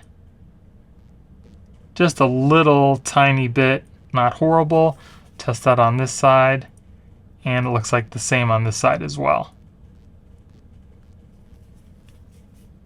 So let's put our phone inside of our case. And it seems to fit the phone case pretty good here. I don't see any bubbles. I don't see any lifting. We do have a bigger gap on the top of the screen here versus the sides and the bottom. But again, not horrible. So it should be compatible with most cases. Now let's test out our S Pen. See if we can make a straight line here. Seems to be pretty straight. As far as the S Pen experience on the screen, there is a good bit of resistance, more than a regular tempered glass. It's not horrible, but it's slightly more resistance than regular tempered glass. But I think you should have a pretty good experience if you're going to be using an S Pen with this screen protector. But I definitely think you should have a pretty good experience using the S Pen with the screen protector. Now I'm not going to do a drop test because we already know what the results are going to be like. If you want to see that, just watch the ZAGG Fusion screen protector because it's exactly like this one. It's not made of glass, it's kind of made like a plastic type material. But I will do a scratch test. So again, regular tempered glass starts to scratch around a Mohs hardness number 6, but since this is not glass, we're going to start off with the lowest, which is a number 2, and it's just a simply plastic tip. Then we'll move on to a number 3, which is a copper tip. And you can see that the screen already really deeply scratches at the number 3. So scratch resistance for this screen protector is not nearly as good as regular tempered glass. So installation for the screen protector isn't the easiest. It's not the hardest. You just have to really be careful when you're installing that screen protector so it does not touch the screen, because once it does, it's just going to ruin the whole screen protector. It also does seem to be case friendly. It doesn't have any drop resistance because it is a film screen protector. Scratch resistance is also not the best because it's scratched at a level 3, but it does seem to work well with the in-display fingerprint sensor and the S Pen, and it's also got some anti-reflective properties as well. So now let's test out the blue light filtration for this screen protector. Here I have a card that reacts to blue light. So we're going to put the screen protector over that, and we're going to shine some blue light onto the card and see if there's any effect. Now, if there's any effect on the card will turn like a darker purple. And it kind of looks like this, the card is reacting, which tells me that the blue light filtration is not really that great for the screen protector. So if we take a look, you can see that the card has turned a little purple, and you can see the FLOLAB name on it. And I'll show you what happens when we use it without any blue light filtration. You can see that the card will turn like a dark purple. So you can see that the filtration of this screen protector for blue light is not that great, because if it was, this little card here should not have any effect whatsoever, but it actually did. So that's another downside to the blue light filtration that ZAGG says this screen protector has. Then here we have ULTRAGLASS's tempered glass screen protector. So we get 2 tempered glass screen protectors and an installation guide, a squeegee, and 2 installation packets. Then take your installation tray, making sure that the top portion here is going towards the camera on your phone, and just press this over the top of your phone like that. Then hold down on the sides of the guide with one hand, and we're going to pull out the little tab with the other. Then we're going to wait 3 seconds for it to adhere to your phone. And if you guys can see, it's already moving up the screen. Then we're going to lift up on the guide to remove it from the glass. Then we'll take a look at our screen. Installation looks pretty good. I don't see any bubbles, no lifting, no dust. It's just like a perfect installation. This is also a full coverage screen protector, which does cover your front camera, so we'll test that out. You can also see that this screen protector does not have any anti-reflective coatings on it. The edges of the glass are rounded off. We also do have a slight gap all the way around the phone for case compatibility. As far as fingerprints, does seem to do a pretty good job at keeping those fingerprints away. I don't see anything on the screen. As far as touch, nice and smooth, just like the glass that's on the phone. Let's take a look at our screen. Screen is nice and clear. Touch working beautifully, nice and smooth again. Let's test out our face unlock. Face unlock works fine. Let's test out our fingerprints.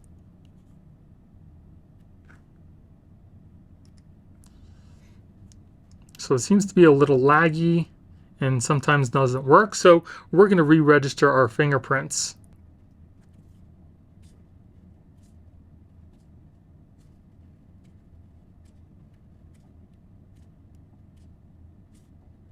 Fingerprints registered perfectly, no issues. So let's test that out again, see how fast it is. Super quick. Yeah, that is quick. It's like just as quick as using it without a tempered glass screen protector. Super quick, very nice. Okay, so that's good. Now let's test out the front camera.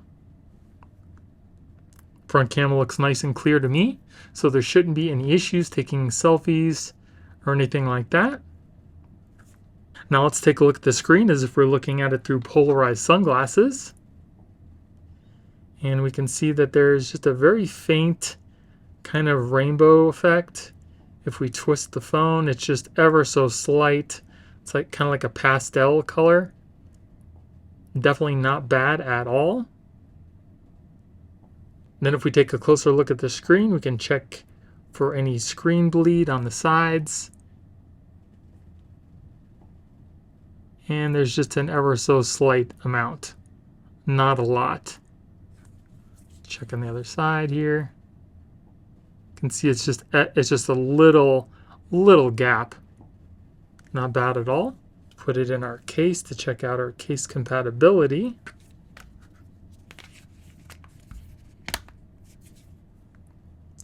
And it seems to come right up to the edges of the case, slight gap at the bottom, as well as the top.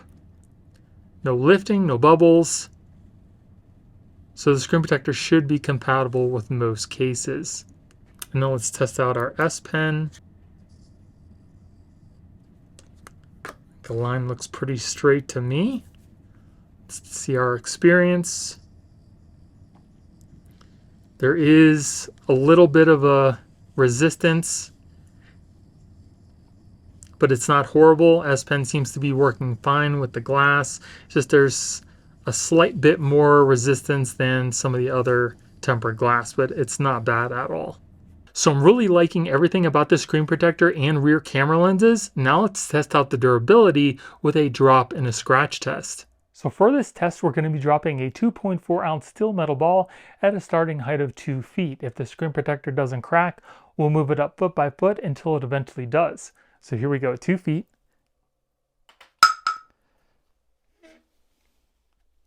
Moving on to 3 feet.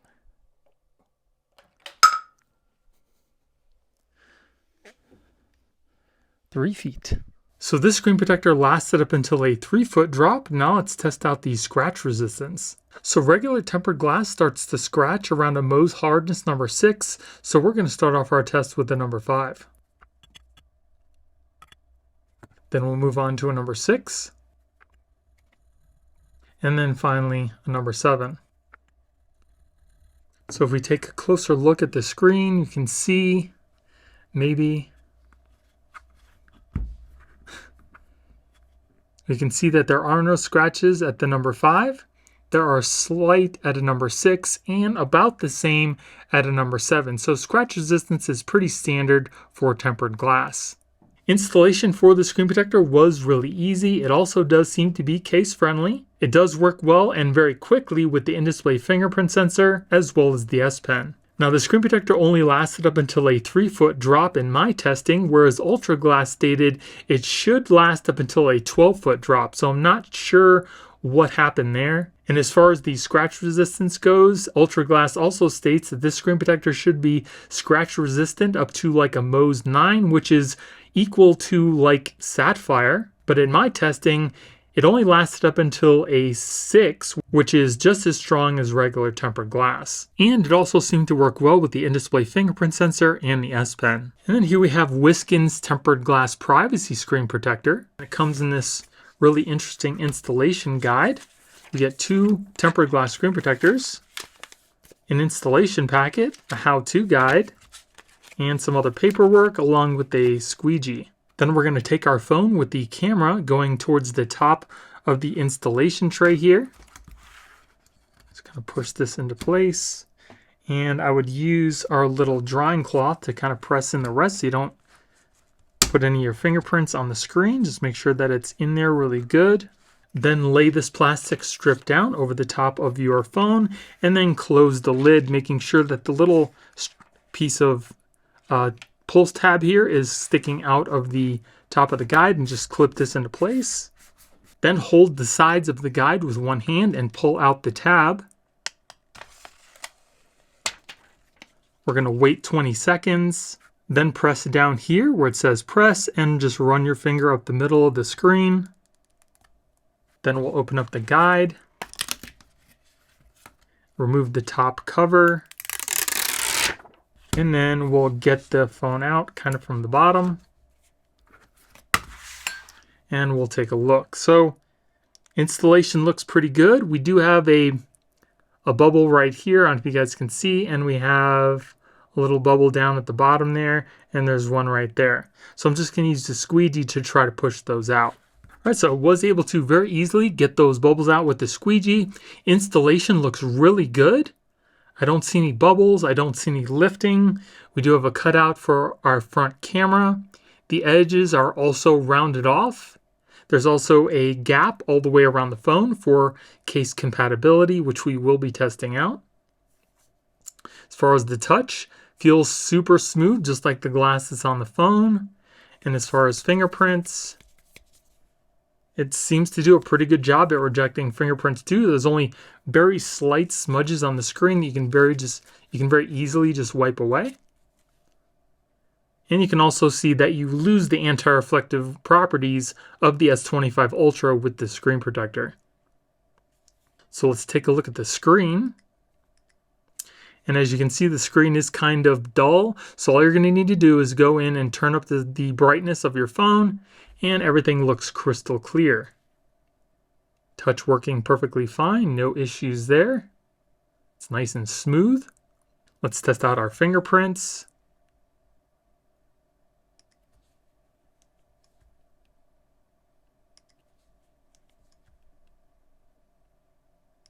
Fingerprints seem to be working fine. It's also pretty quick.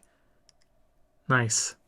If you are having trouble with your fingerprints working, just go and re-register them. And then I would also recommend turning up the sensitivity on your phone as well. But you can see the privacy screen when you turn it to the sides, your screen totally disappears. But if we turn it up and down, you can see that there's really no effect. So it only works from side to side. Now let's take a look at the screen as if we were looking at it through polarized sunglasses. And you can see that there's only a very slight rainbow effect. And if we twist and turn, you can see that the screen rainbow kind of gets a little worse. But if we're looking at it dead on, this is pretty much what you're going to get. And I think that looks pretty good. So now let's take a look at the edges to see if there's any screen bleed. And you can see that there is a slight bit on the side there.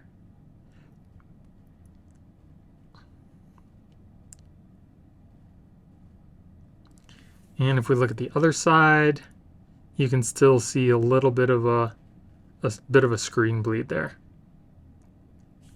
So now let's put this in one of our cases.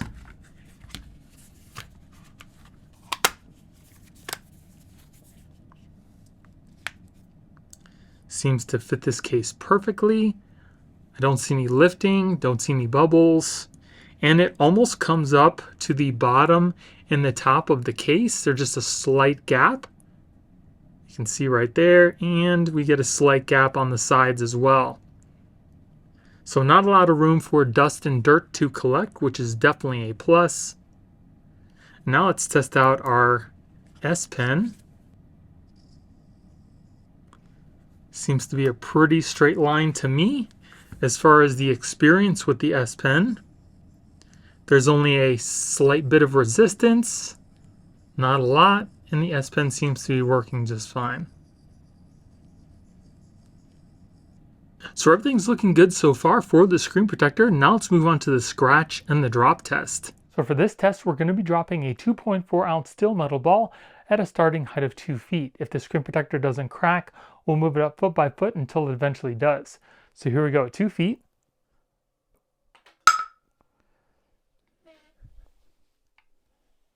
Moving on to 3 feet.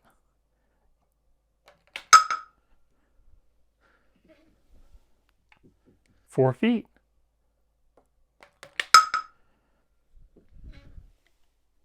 5 feet.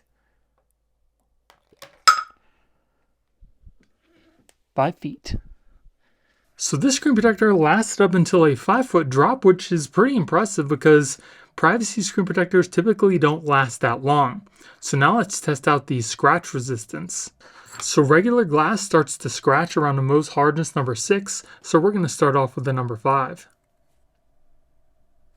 Then we'll move on to a number 6. And then finally a number 7. So if we take a closer look, you can see there are no scratches at the number 5. There are slight at a number 6 and a little deeper at a number 7. So scratch resistance is pretty standard for tempered glass. So installation for the screen protector was really easy. It also does seem to be case friendly. It lasted up until a 5-foot drop, and scratch resistance seems to be pretty standard for tempered glass. And it also seems to work well with the in-display fingerprint sensor and the S Pen. And then here we have WSKEN's clear tempered glass screen protector. It also has this really cool kind of installation guide. Just open it up. So here we get 2 clear tempered glass screen protectors, an installation packet, some installation guides, and a squeegee. Then take your phone and put it inside the guide with the camera going towards the top here. and press it into place with your drying wipe. Then just lay this sticker down over the top of your phone and then close up the guide, making sure that the sticker is sticking out of the end of the guide. Make sure it's closed up really well. Then hold down on the sides of the guide with one hand. We're going to peel out the little tab at the bottom here. We're going to wait 20 seconds for it to adhere to your screen. Then slide your finger up the bottom just like this. We'll open up the guide. This started to adhere to the screen when I opened up the guide. It should have done it a while ago, but it's doing it regardless. Then remove the top sticker here. Then we can kind of pull out our phone from the bottom. And we'll take a look. So installation looks pretty good. I do have a bubble in the corner here and a little bit of bubbling up at the top, but we'll just use our squeegee to kind of push that out. So we'll take a look at the screen protector. Everything looks pretty good. I don't see any more bubbles, no lifting. There is also a gap all the way around the phone for case compatibility. You can also see there is a cutout for our front camera. You can also see that you've lost the anti-reflective coating now on the screen, and the edges are also rounded off. As far as the touch, feels nice and smooth, just like the glass that's on the phone. And as far as fingerprints, seems to do a pretty good job at rejecting fingerprints as well. And the little smudges that are there, we can just very easily wipe away. Let's take a look at our screen.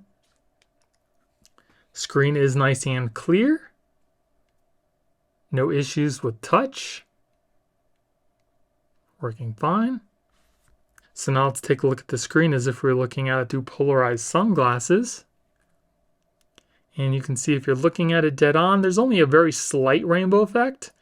Not horrible. If we start to turn it, you can see that the rainbow does get a little worse.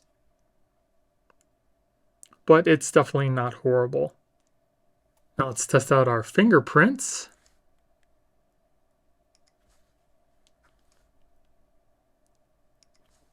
Fingerprints seem to be working really well.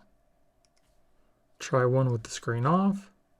Yeah, fingerprints are working fine. And if you're having issues, just re-register your fingerprints after the installation and maybe turn the touch sensitivity up on your screen and make sure your fingers aren't really dry. And let's take a look at the sides to see if there's any screen bleed.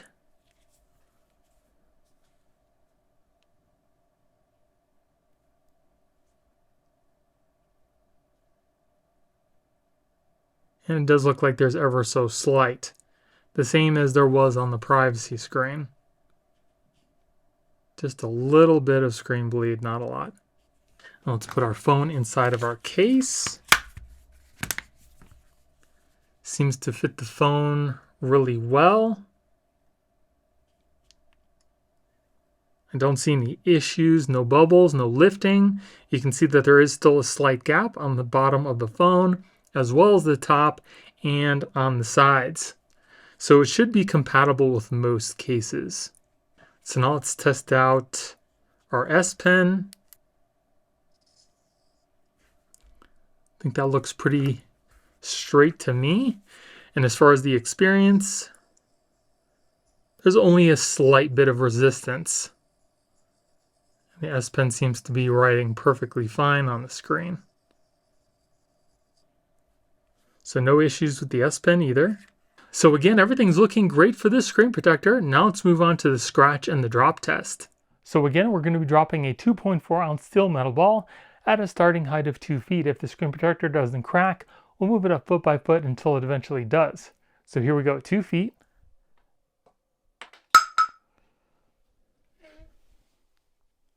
Moving on to 3 feet.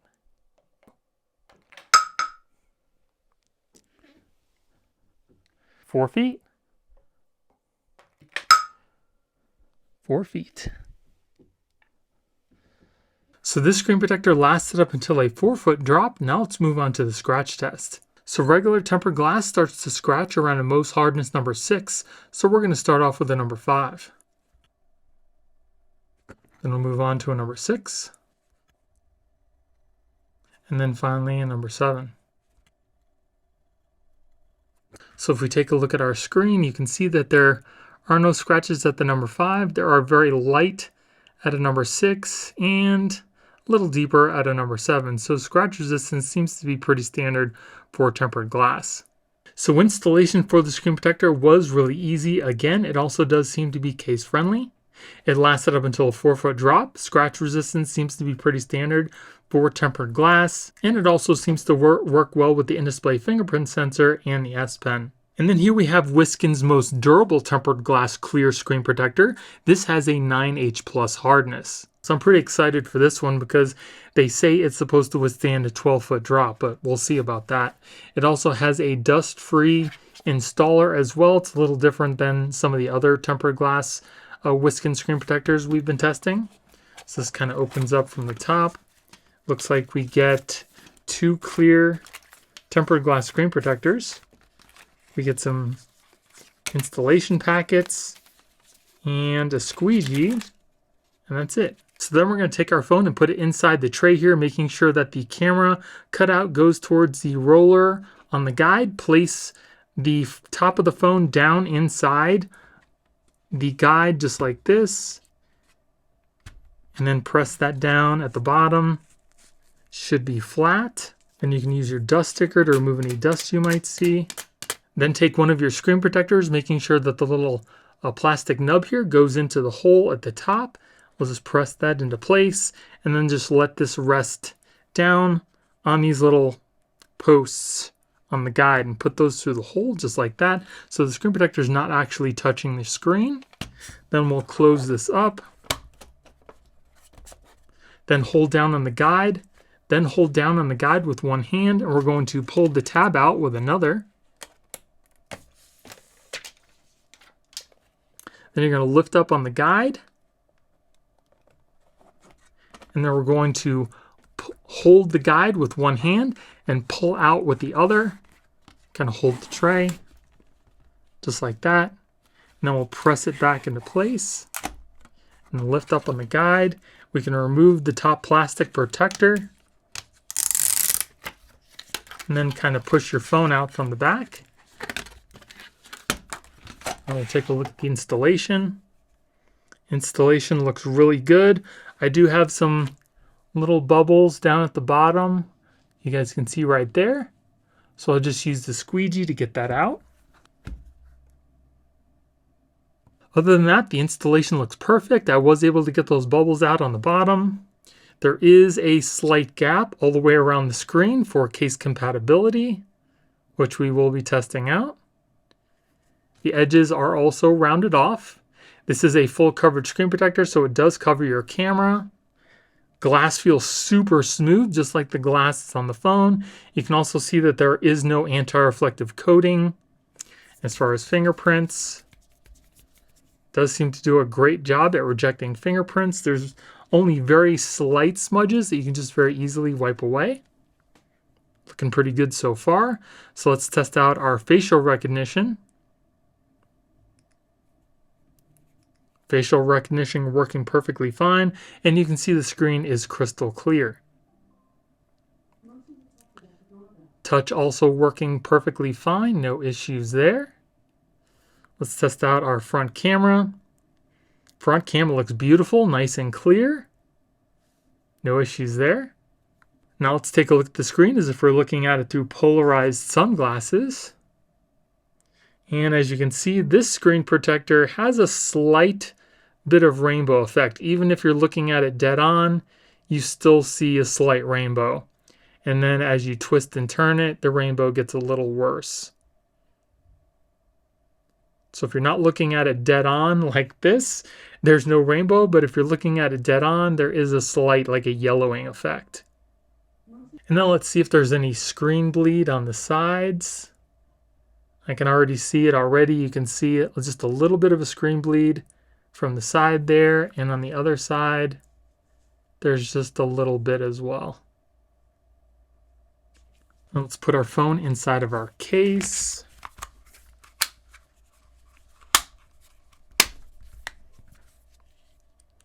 And it looks like the screen protector fits this case perfectly.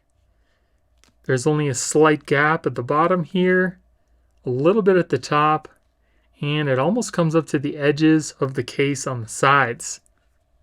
So the screen protector should be case friendly. So now let's test out our S Pen. Try to make a straight line here. It looks pretty straight to me. And as far as our experience with the S Pen, there's only a slight bit of resistance. I don't see any issues with the S Pen. Seems to be working perfectly fine. Now let's test out our fingerprints.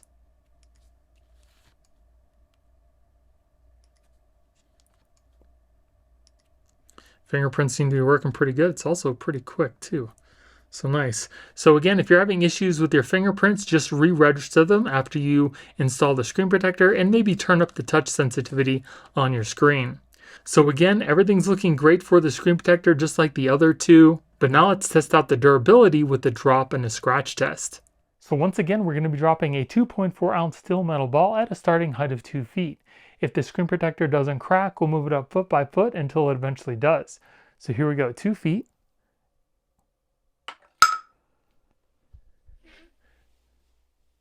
Moving on to 3 feet.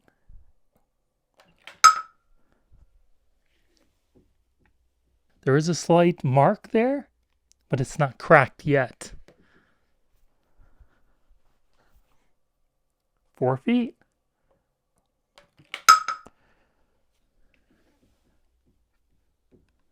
Still no crack. 5 feet. 5 feet. So even though WSKEN stated this screen protector should last up until a 12-foot drop, in my testing, it only lasted up until a 5. So now let's move on to the scratch test. So again, regular screen protectors typically start to scratch around a Mohs hardness number 6. So we're going to start off our test with a number 5. Then we'll move on to a number 6. And then finally, a number 7. So if we take a closer look, we can see that there are no scratches at the number 5. There are ever so slight at a number 6. Let me actually wipe off the screen just to make sure, because those level 6s are really light. But they are still there. So no scratches at a number 6, very light at a number, no scratches at a number 5, very light at a number 6, and a little deeper at a number 7. So scratch resistance is still standard for tempered glass. So installation for the screen protector was pretty easy. It also does seem to be case friendly. They claimed it lasted up until a 12-foot drop, but it only lasted up until a 5. And scratch resistance seems to be pretty standard for tempered glass. It also seems to work well with the in-display fingerprint sensor and the S Pen. And then here we have SUPERSHIELDZ tempered glass screen protectors. We get 3 clear tempered glass screen protectors and an installation kit. Now the screen protector doesn't come with a guide, so I would recommend putting on these stickers to give you something to hold on to for installation, and maybe even put a case on your phone if you have it to help you center this up on your phone. But your screen protector should look just like this, making sure that this sticker is on the underside, also make sure the cutout is going towards the camera on your phone. We'll peel off the underside protector. Hold on to our guides and install this the best that we can. And once it's down, it should start to adhere to your phone's screen.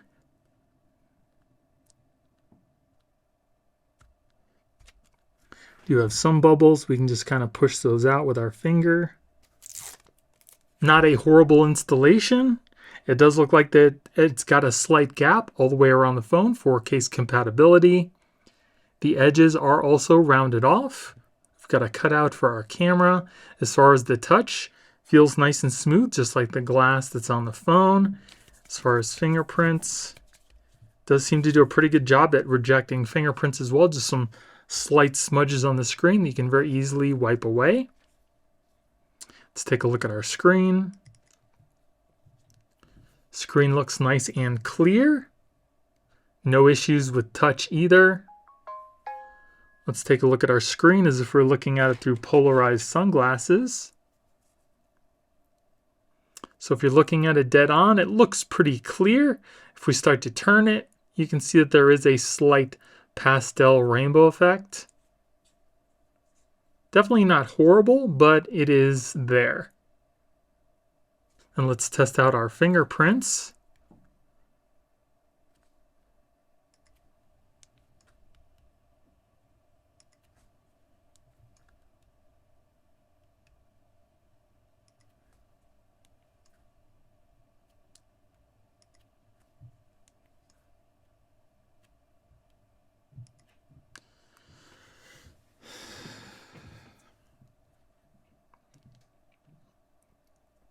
So it does seem like there is some hit and miss, so we'll re-register our fingerprints.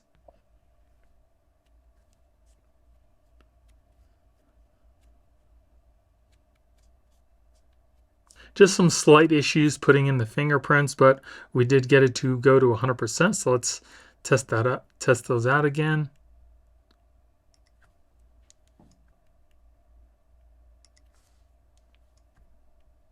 Seems to be working a lot better now. So if you are having issues with your fingerprints, just re-register them and maybe even turn up the touch sensitivity on your screen.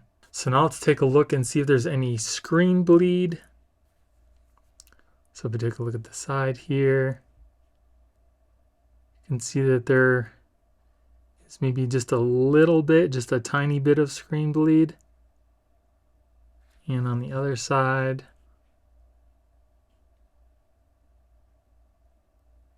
yeah, there's still just an ever so slight bit. Not horrible. Let's put this in our case.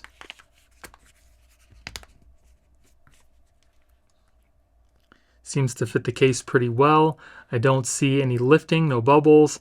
It pretty much comes right up to the top of the screen, on the edges, and on the bottom of the case itself. So that's pretty good. Not a lot of places for dust and dirt to collect. So it should be compatible with most cases. Now let's test out our S Pen. Looks like a pretty straight line to me. And for the experience, there seems to be a slight bit of resistance with the S Pen, but it seems to work perfectly fine with the screen.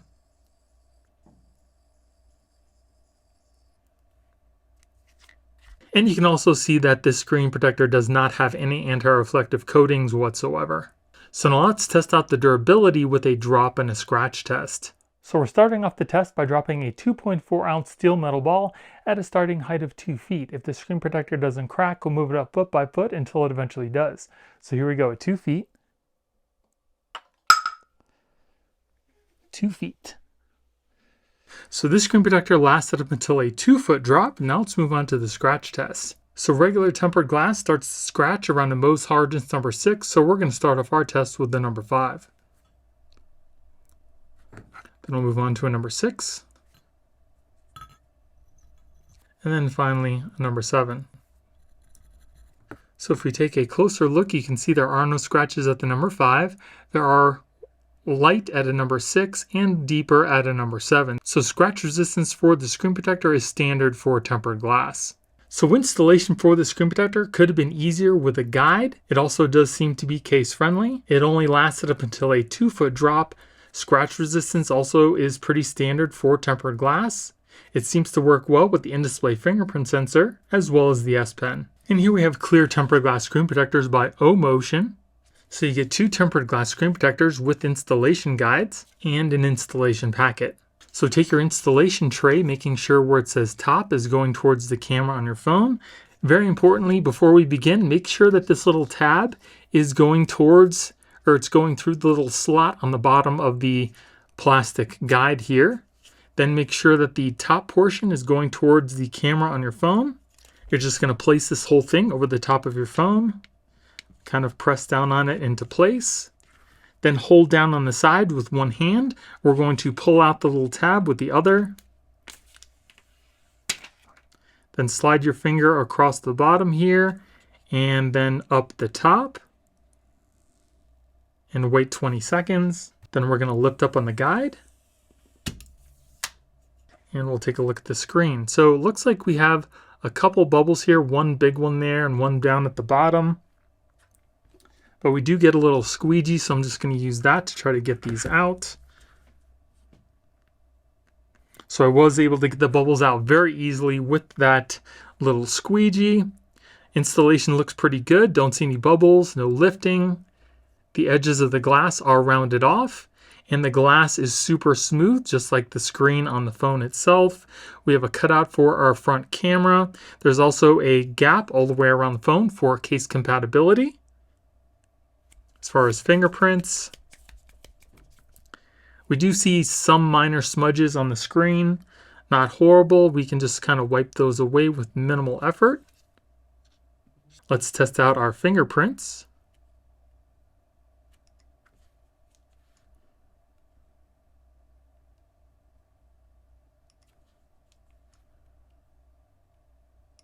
So fingerprints do seem to be working. They are a little, just a tad slow. So let's re-register. Let's try this again.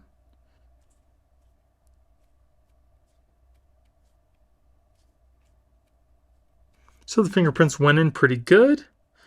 Now let's test them out. And now it seems to be faster. Yeah, fingerprints are working better. So if you're having issues with your fingerprints, I would just tell you to re-register them after you install the screen protector and turn up the sensitivity on the screen. You can also see that the screen is crystal clear. No issues with touch. Let's take a look at the screen as if we're looking out through polarized sunglasses. And you can see that it looks pretty good. Nice and clean. I don't really see a rainbow. If there is there, it's very slight. And that's even if you turn the screen from the side, it's only a slight rainbow. If you're looking at it dead on, you're really not going to see it. So that's definitely good. So now let's take a look and see if there's any screen bleed from the side here. And it does look like there is a very slight bit. I mean, that seems to be the case with every screen protector that I've tested so far. There is going to be a slight amount of screen bleed from the edge, but it's not a big deal because you're not going to be looking at your phone like this. And especially if you're using a case, you're not going to see it at all. So we'll put our phone inside the case here. And it seems to fit the case perfectly. There's a slight gap on the top here. On the sides, it looks pretty good. Let me zoom out a little bit because it's not focusing. On the bottom, we do have a slight gap as well. Not so much on the sides. And that's good because you want the least amount of gap as possible while still being able to fit your case. So the screen protector should be compatible with most cases. And you can also see that the screen does not have any anti-reflective coating either. Kind of makes it very hard to see. And then let's test out our S Pen. Looks like a pretty straight line to me. Let's test out the experience. There is a slight bit of resistance when using the S Pen. And it seems to work perfectly fine. So everything's looking pretty good so far. Now let's move on to the scratch and the drop test. So again, we're going to be starting off the test by dropping a 2.4 ounce steel metal ball at a starting height of 2 feet. If the screen protector doesn't crack, we'll move it up foot by foot until it eventually does. So here we go, 2 feet.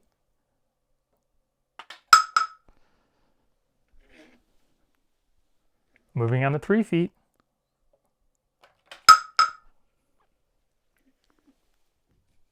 4 feet.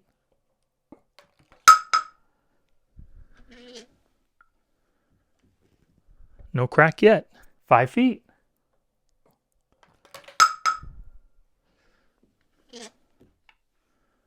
'There is a mark on the screen, but the screen protector is not cracked. 6 feet.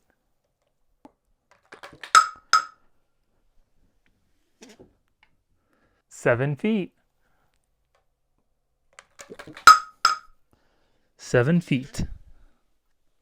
So pretty impressive. The screen protector lasted up until a 7-foot drop. Now let's move on to the scratch test. So regular tempered glass starts to scratch around a Mohs hardness number 6. So we're going to start off with a number 5. Then we'll move on to a number 6. And then finally a number 7.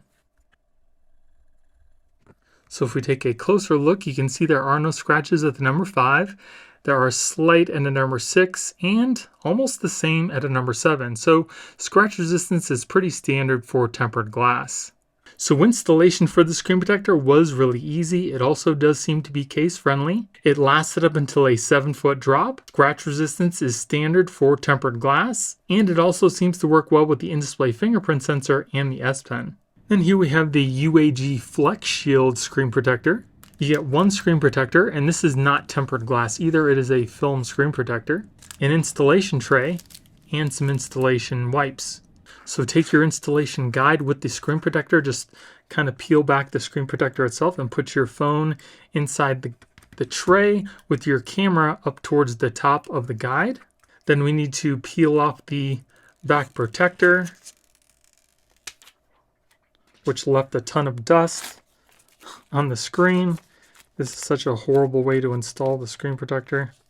Then hold on to the guide on the front. Don't let the screen protector touch your screen, and try to put these little holes over the post on the guide, but it's not easy, again, because 1, it's not a tempered glass screen protector, it sags, and 2, it's not properly cut out,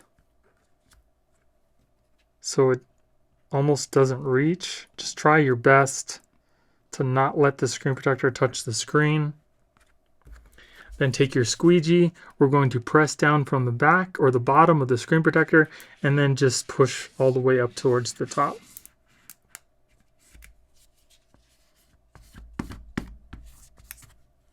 Then once that's done, you can remove the top protector.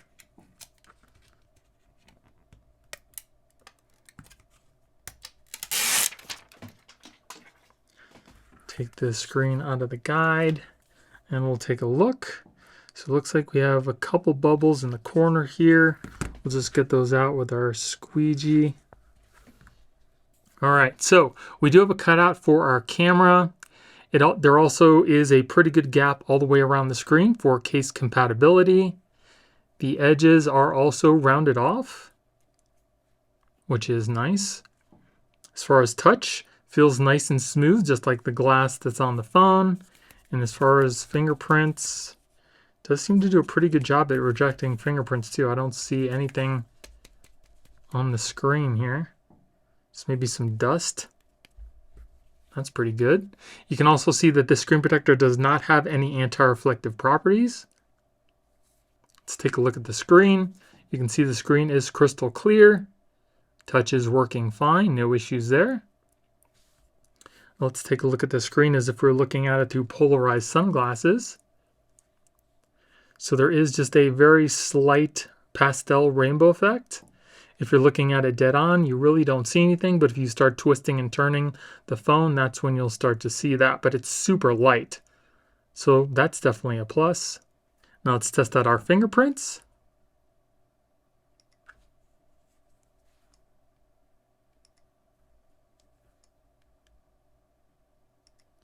Fingerprints seem to be working pretty well. Yeah. So if you're having issues with your fingerprints, just re-register them after you install the screen protector. And I would also tell you to turn up the sensitivity of the display as well. Now let's take a look at the screen to see if there's any screen bleed from the side. I can already see it already. You can see on the side here, there's a pretty decent amount of screen bleed. See at the bottom. Yeah, from this side, this is the most screen bleed that I've seen from the actual phone. Testing all the screen protectors, you can see how big that gap is. But again, you're not going to be looking at the screen from the side, so you're really not going to see that. Let's put our phone inside of our case.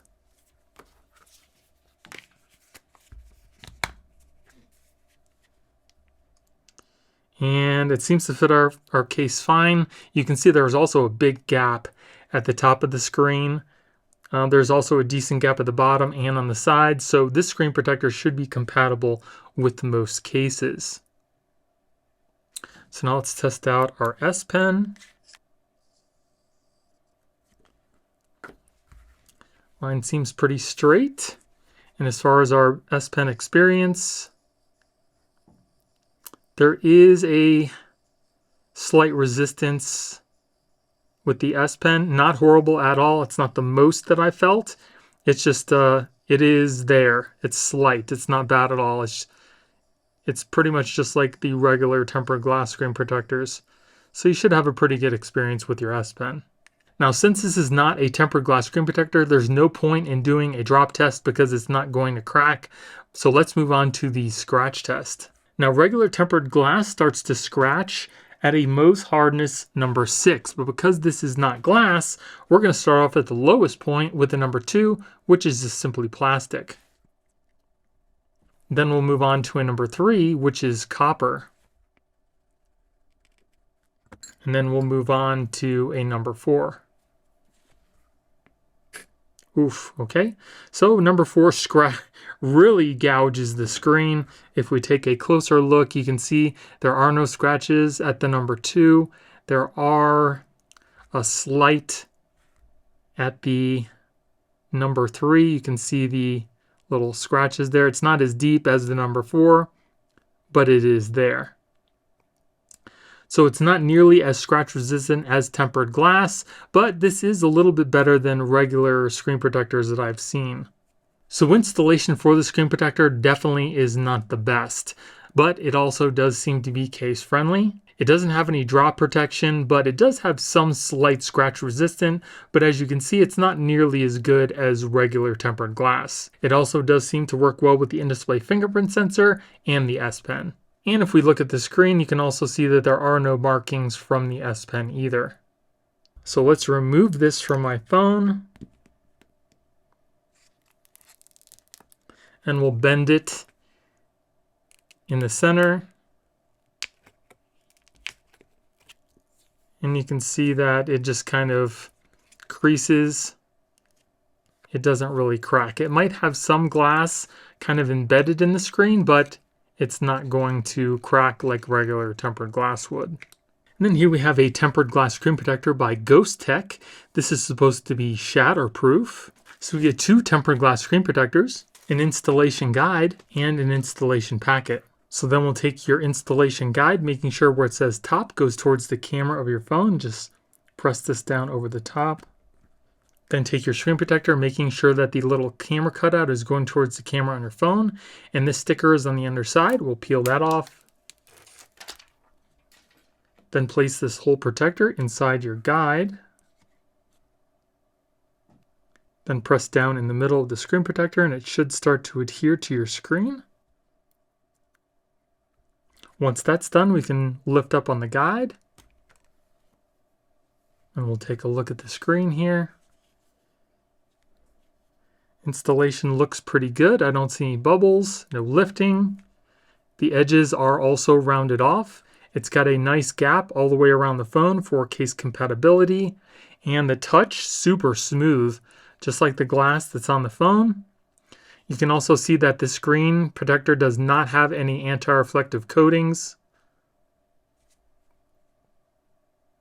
And as far as fingerprints goes, does seem to do a pretty good job at fingerprint rejection. Just some dust on the screen. Let's test out our screen. You can see that the glass protector is totally clear and touch is working fine. No issues there. Nice and smooth. I like that. Let's take a look at the screen as if we were looking at it through polarized sunglasses. So no rainbow effect when we're looking directly at the screen. But if we turn it, there is a slight pastel rainbow effect. But it's not horrible at all. Now let's test out our fingerprints.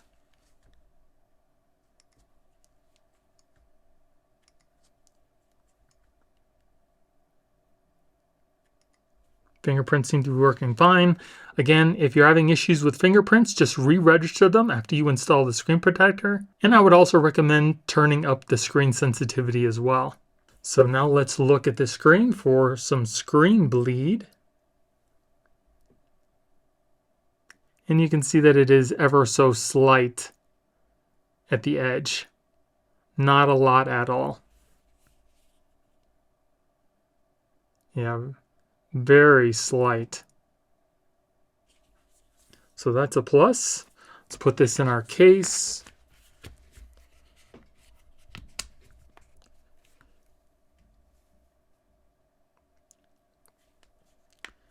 And the screen protector does seem to fit this case perfectly. Comes right up to the edges.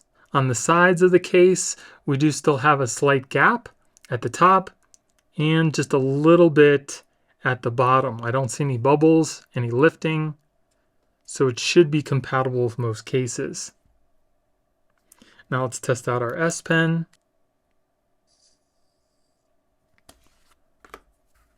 That looks pretty straight. And let's test out our experience. Only a very slight bit of resistance. Not a lot at all. And the S Pen is working fine with the screen protector. So you should have a pretty good experience with that. And there you can see those slight smudges on the screen from my hand. And you can just very easily wipe those away with minimal effort. So really nothing bad so far about the screen protector. Now let's test out the durability with a scratch and a drop test. We're going to be dropping a 2.4 ounce steel metal ball at a starting height of 2 feet. If the screen protector doesn't crack, we'll move it up foot by foot until it eventually does. So here we go at 2 feet.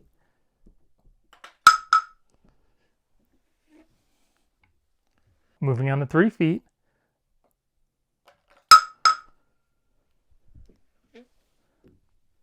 4 feet.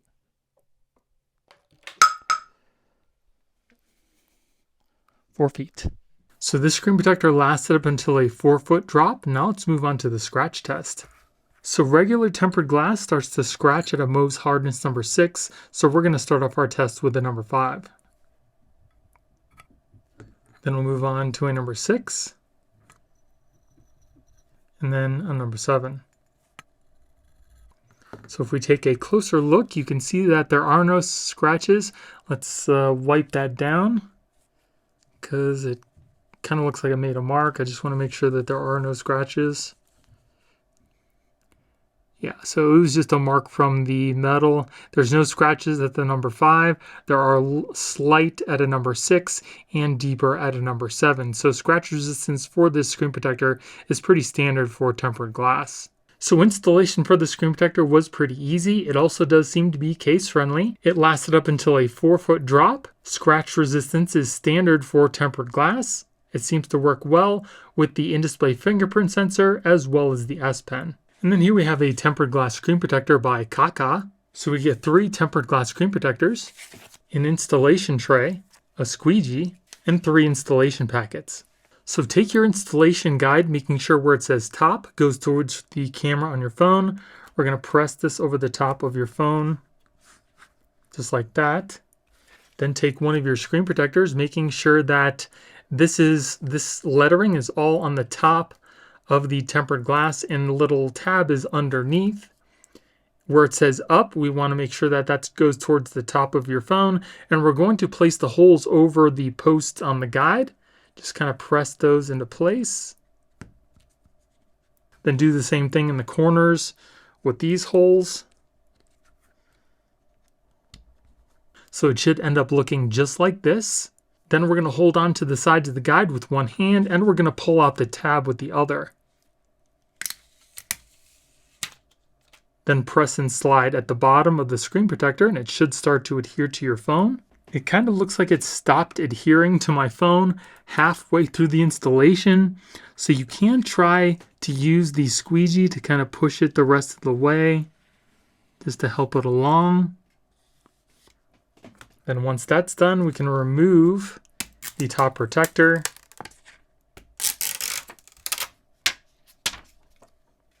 And then remove the guide.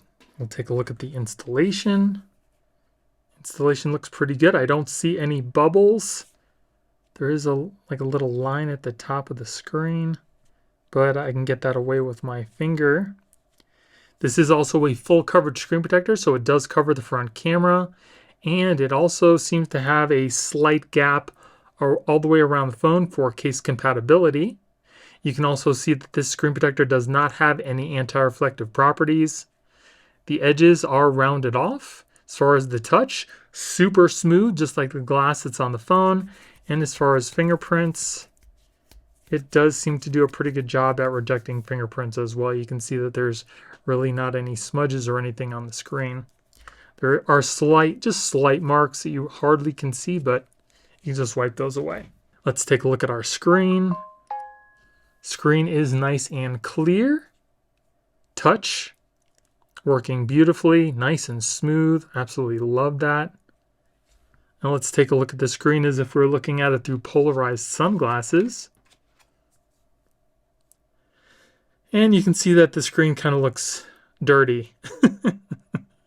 And the more you twist and turn the screen, the more the rainbow effect gets worse. So definitely not the best, but it's not the worst either. You can still at least read what's on the screen. Now let's test out our fingerprints.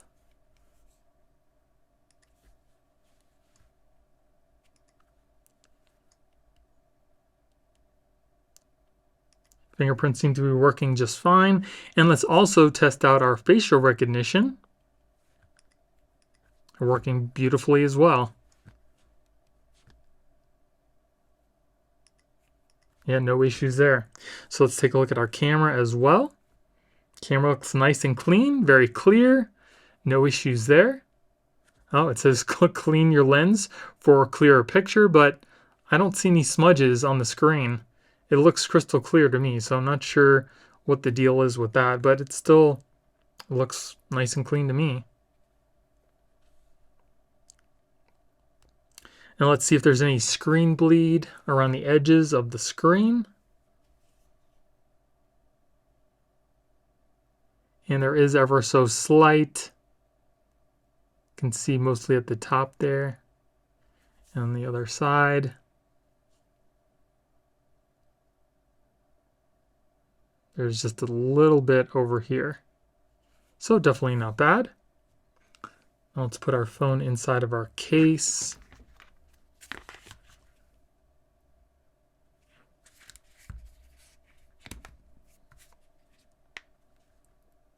Seems to fit the case perfectly.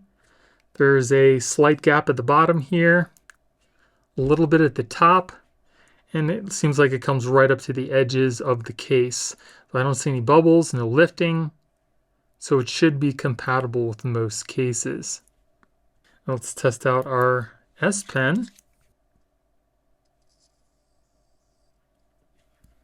And it looks pretty straight. Let's see how our experience is.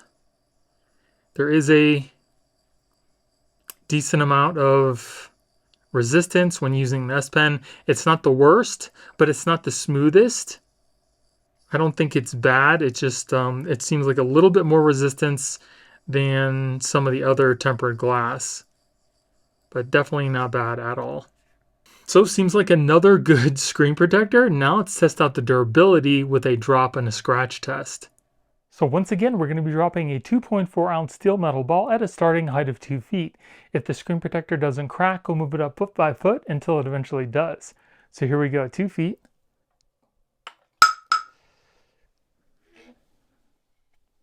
Moving on to 3 feet.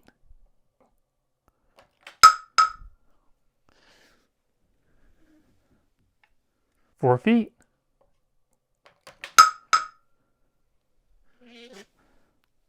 4 feet. So this screen protector lasted up until a 4-foot drop. Now let's move on to the scratch test. Regular tempered glass starts to scratch at a Mohs hardness number 6, so we're going to start off the test with the number 5. Then we'll move on to a number 6, and then finally a number 7. So if we take a look at the screen, you can see there are no scratches at the number 5. There are slight at a number 6 and deeper at a number 7. So scratch resistance is pretty standard for a regular tempered glass. So even though the installation didn't go as planned, it was still fairly easy to install. It also does seem to be case friendly. It lasted up until a 4-foot drop. Scratch resistance is pretty standard for tempered glass, and it also seems to work well with the in-display fingerprint sensor and the S Pen. If you guys have stayed with me this far, thank you so much for all your support. And if you're enjoying the video and you found it at all useful, make sure you hit the like button, because I put a lot of time and effort into these videos. And not only does it let me know that you actually like the video, but it also helps out my channel as well. And if there was a screen protector that you didn't see in this video that you'd like to see in future videos, let me know in the comments below. So now that I've tested all those screen protectors, I'm going to tell you which ones I found to be the absolute best. But first, I need to tell you which ones that I would personally stay away from. Now, I have a mix of tempered glass screen protectors as well as film screen protectors. The first screen protector I would tell you to stay away from is the SUPERSHIELDZ tempered glass. There's really nothing special or really that great about this tempered glass. For the installation, they only gave you some stickers to help you install, where most of the other good tempered glass comes with a guide. Scratch resistance is pretty standard for tempered glass, but it only stood up to a 2-foot drop. Then for the absolute worst film screen protectors, that has to definitely go to ZAGG. I would definitely tell you to stay away from any of these screen protectors that have Fusion in the name, because those are not actually tempered glass. It's kind of like a plastic polymer mixed with a little bit of glass. The installation was really horrible. It has absolutely no drop protection. And for scratch resistance, it's a lot lower than any tempered glass. Then for the absolute best screen protectors, I actually had 4 different screen protectors that scored exactly the same.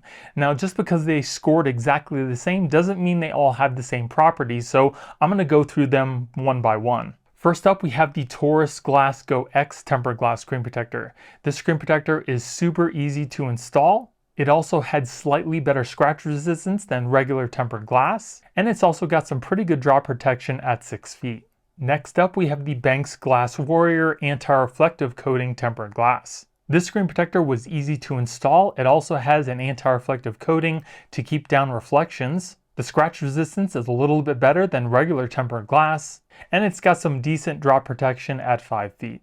Then we have the ZAGG Glass Plus tempered glass. There's really no special features for this tempered glass, and it's actually ZAGG's cheapest tempered glass for the S25 Ultra. But it's really easy to install, and in my testing, it had the best drop protection at 7 feet.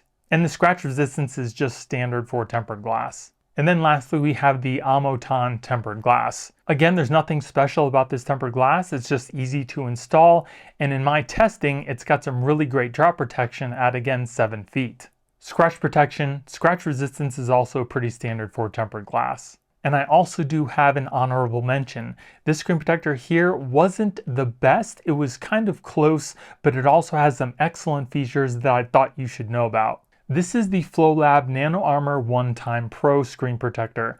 This screen protector is super easy to install. It's also got some of the best anti-reflective coatings that I have ever tested on any screen protector. And it's also got the best anti-rainbow coating that I've seen on any screen protector again. So if you're going to be using polarized sunglasses with your phone, you're most definitely going to want this screen protector. The scratch resistance was also slightly better than regular tempered glass, but it just has okay drop protection. Now, even though it doesn't have the best drop protection, if you want the absolute best anti-reflective coating along with that anti-rainbow coating, I would definitely recommend going with the FLOLAB NanoArmour ONETIME Pro. And for the best tempered glass privacy screen protector, I would go with WSKEN. This screen protector was pretty easy to install. It doesn't have any anti-reflective properties. Scratch resistance is pretty standard for tempered glass. And for the drop protection, it lasted up until 5 feet. So that is it. Those are all the best and worst screen protectors for the brand new Galaxy S25 Ultra. And I'm really curious to know which your favorite was and why. Let me know in the comments below. And again, just as a reminder, if you guys want to pick any of those screen protectors up, there will be product links in the video description. And I'd also recommend checking out my best and worst cases video for the S25 Ultra, and you can check that out by clicking on the video you see on your screen right now. Thank you again to everybody for all your support. Thank you for watching. I hope you have a great day, and I'll see you in the next one.